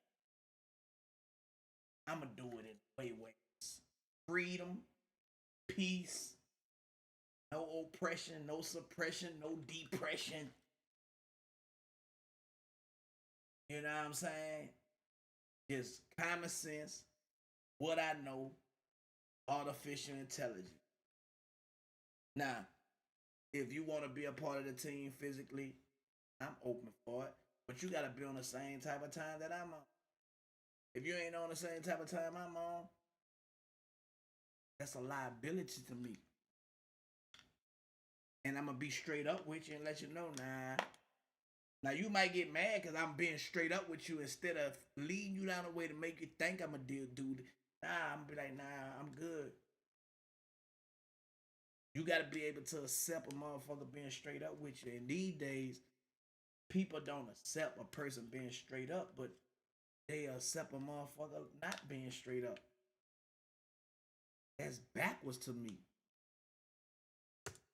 Virtual reality. Yeah, very much so. There's another question that I want to ask you about, which is, and it comes into, and I know you must have confronted this, and you probably will continue to confront it, and it's something that's really relatively new to this particular era, and that is the whole idea of holograms. And it's from a music business point of view, it's the idea that an artist literally has to ask themselves, you know, when Paul McCartney must be discussing with his family, do I want my image, my career, my music, you know, to continue after I die, or do I not want that? And I'm asking this because, you know, we've seen the Tupac thing that happened at Coachella. We've now seen the Buddy Holly and the, Roy Orbison. Now we have this tour of Whitney Houston going out. And it's the idea that, you know, people are willing to pay money to see an artist that is no longer there. I understand that the next one that's going to be doing this is the Amy Winehouse experience. And I'm just curious as to what are your thoughts on this from a legal standpoint, and have any clients come to you with questions about this of saying, yes, I want to do this, or no, I want you to specifically make it, you know, legally that I can't be put into a hologram by my family after I'm gone. Excuse me, sir, how old were you when you made your first million? What is this for? We're trying to get advice for the younger generation. I made my first million last year, actually. What line of work are you in? I'm in sales. Okay, what's the best advice you can give someone that's in sales? You're only as good as your sales reps. I haven't seen the latter. I've certainly had clients approached about it. I haven't had any who have actually done it. I think that the technology is still relatively new, and I think it's going to evolve and be an interesting area. But I don't have a lot of experience with it. I'm not sure anybody does, because I think it's still pretty new. Yeah, and it's controversial too. I mean, it's, you know, at one hand, somebody was saying that, you know, this tour that they're doing with the Whitney Houston, I mean, it uses real musicians, but you have an artist who will never be in a bad mood, will never be hoarse, will never be in, off key, never be tired. and it will be a great show every single night, when the musicians will just be there to follow it. So I don't know, there's something very, I guess, removed from the original spirit of what an artist-audience connection is all about in that. And yet we see more and more people willing to, embrace this as an experience that they're willing to pay money and time and commitment for. So it's a fascinating area to me in more areas than just, a hologram, but for the reasons that we're talking about. I agree. And another question too, do you see that something that could be built into contracts in the future? I know the technology is not there, but do you see that as something that might even be built in for the contracts from like record companies or, what have you? Oh, don't give them any ideas. Yeah.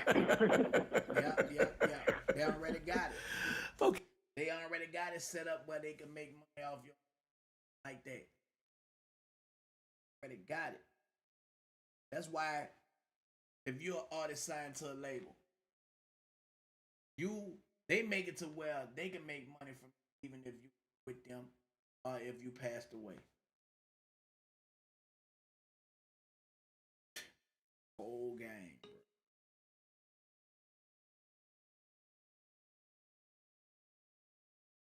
Whole game. We got about 5 more minutes. Okay, Don, I want to ask you, what advice would you offer our listeners who are wanting to pursue a career as a music attorney today, who are interested in that side of the business? What advice would you have for them? Well, first of all, I'd say go to the best law school you can get into and get the best grades you can, because that'll be your best choice. It's a little difficult to get in as a music lawyer. There's a catch-22. Yeah. Everybody wants somebody with 2 years experience, and nobody wants to train anybody. So it's a little tricky. Going to a label or a publishing company is a way to start, is a really good choice, because they will usually train you. But the most important thing is to just get in the game. Meet people. It's a relatively small business. It's based on relationships, as I think you mentioned earlier. And it's just a matter of pushing on the door and knocking hard enough till somebody opens it. Okay. All right. Because, a lot of students, talk to me about, they want to go to law school, they want to learn.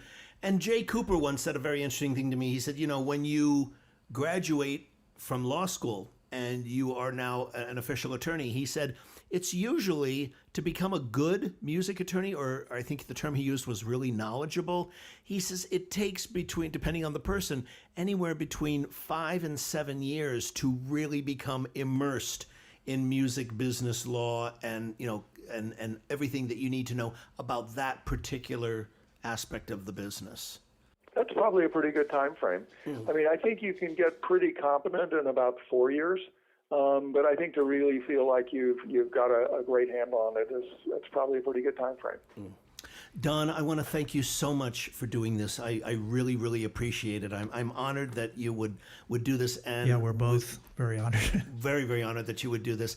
And it's been fantastic talking with you. So thank you again. Well, thanks, Rich, and thank Eric, and it's a pleasure. Well, that was a... Bam. All right, that was the Music Industry Bible. Donald S. Passman, who was doing a podcast with Mobile TV Insider Podcast, and they were basically just giving you information, a little summary on all you need to know about the business. His book that he just wrote, that was the 10th edition book, but he got the 11th edition that he dropped in 2023. If you want a utmost version of the book. But basically the same thing, you know what I'm saying? I'm quite sure you're probably talking a little bit more about AI and stuff, which is where we at in business, period. Even though they were talking about music, I feel like any corporate business is all really like the same type of format. I mean, that's how I think. I read a book one time called Think and Grow Rich in Prison, and the book talking about money, but the rules apply to everything in life. So where they were saying money in the book, I was saying prison. It helped me get out of prison with the mindset and all of the precepts that they had in there about money. You know what I'm saying? Any walk of life, if you get the information, man, you successful at. That's the way I think. I don't know if y'all can get the same concept from business, from whatever, but I do. Anyway, make sure y'all subscribe, comment, to my YouTube channel, bro. Make sure y'all follow all the other platforms, wherever y'all watching it. You know what I'm saying? I'm building a community. I don't know everything, but I do share what I know. And I like to learn as I go as well. You feel me? So when we doing these little live streams, they might be long, especially if it's good information. Like this, we've been on this motherfucker 3 hours. It's better than being on a live stream on bullshit.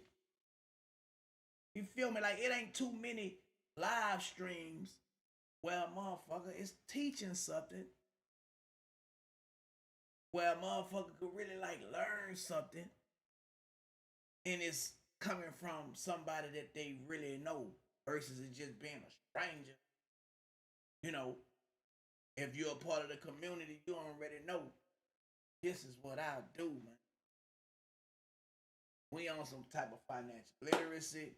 We on some type of spirituality.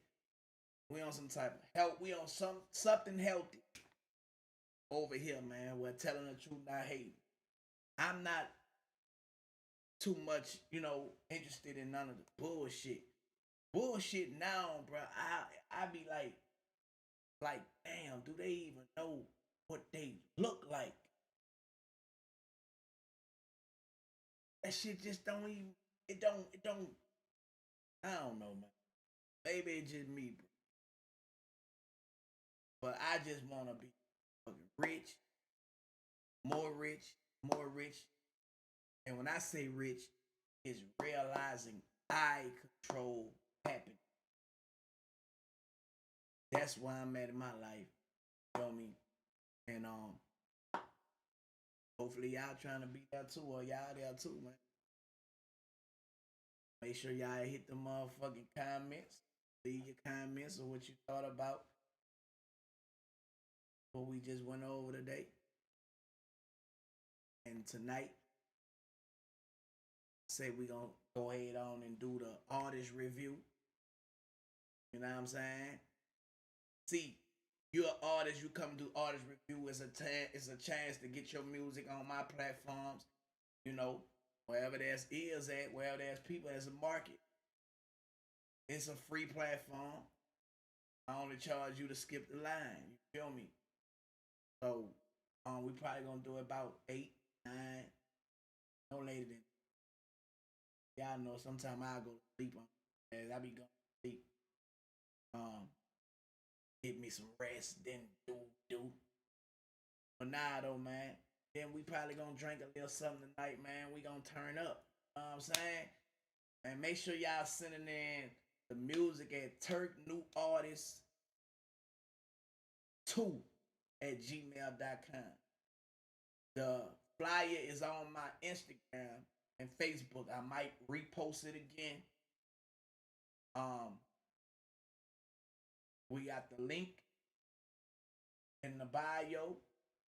Y'all don't got Cash App. If y'all paying to skip the line, I will be playing video and playing the music, giving y'all an honest opinion of what I think.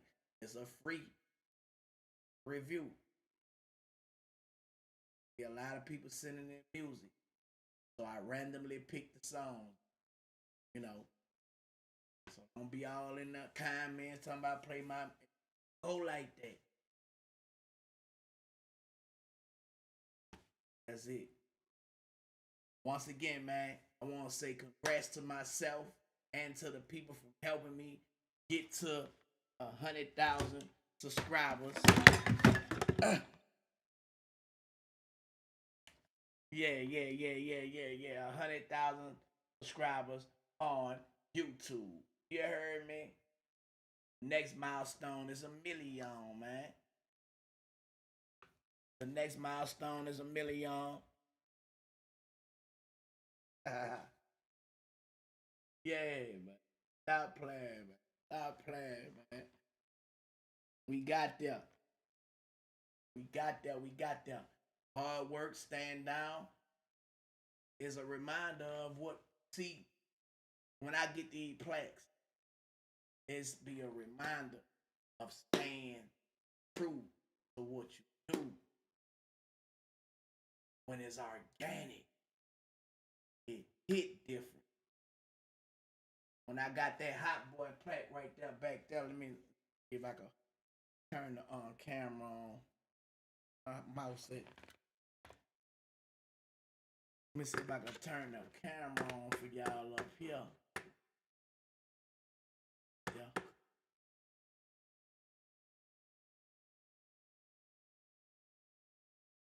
Oh, push the camera.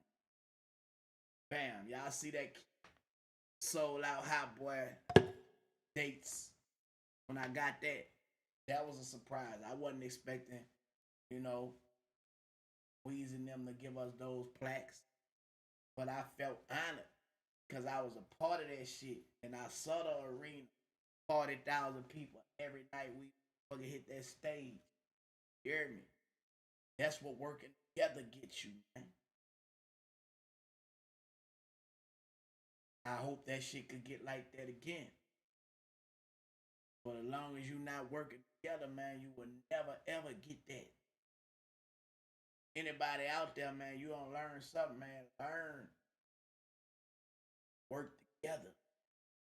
Get more shit than working against each other. It fall apart, man. You know what I'm saying? It just fall apart. But anyway, I ain't on that. I'm on what I'm on. I'm gonna see y'all later on. Down. I just get down. Back up.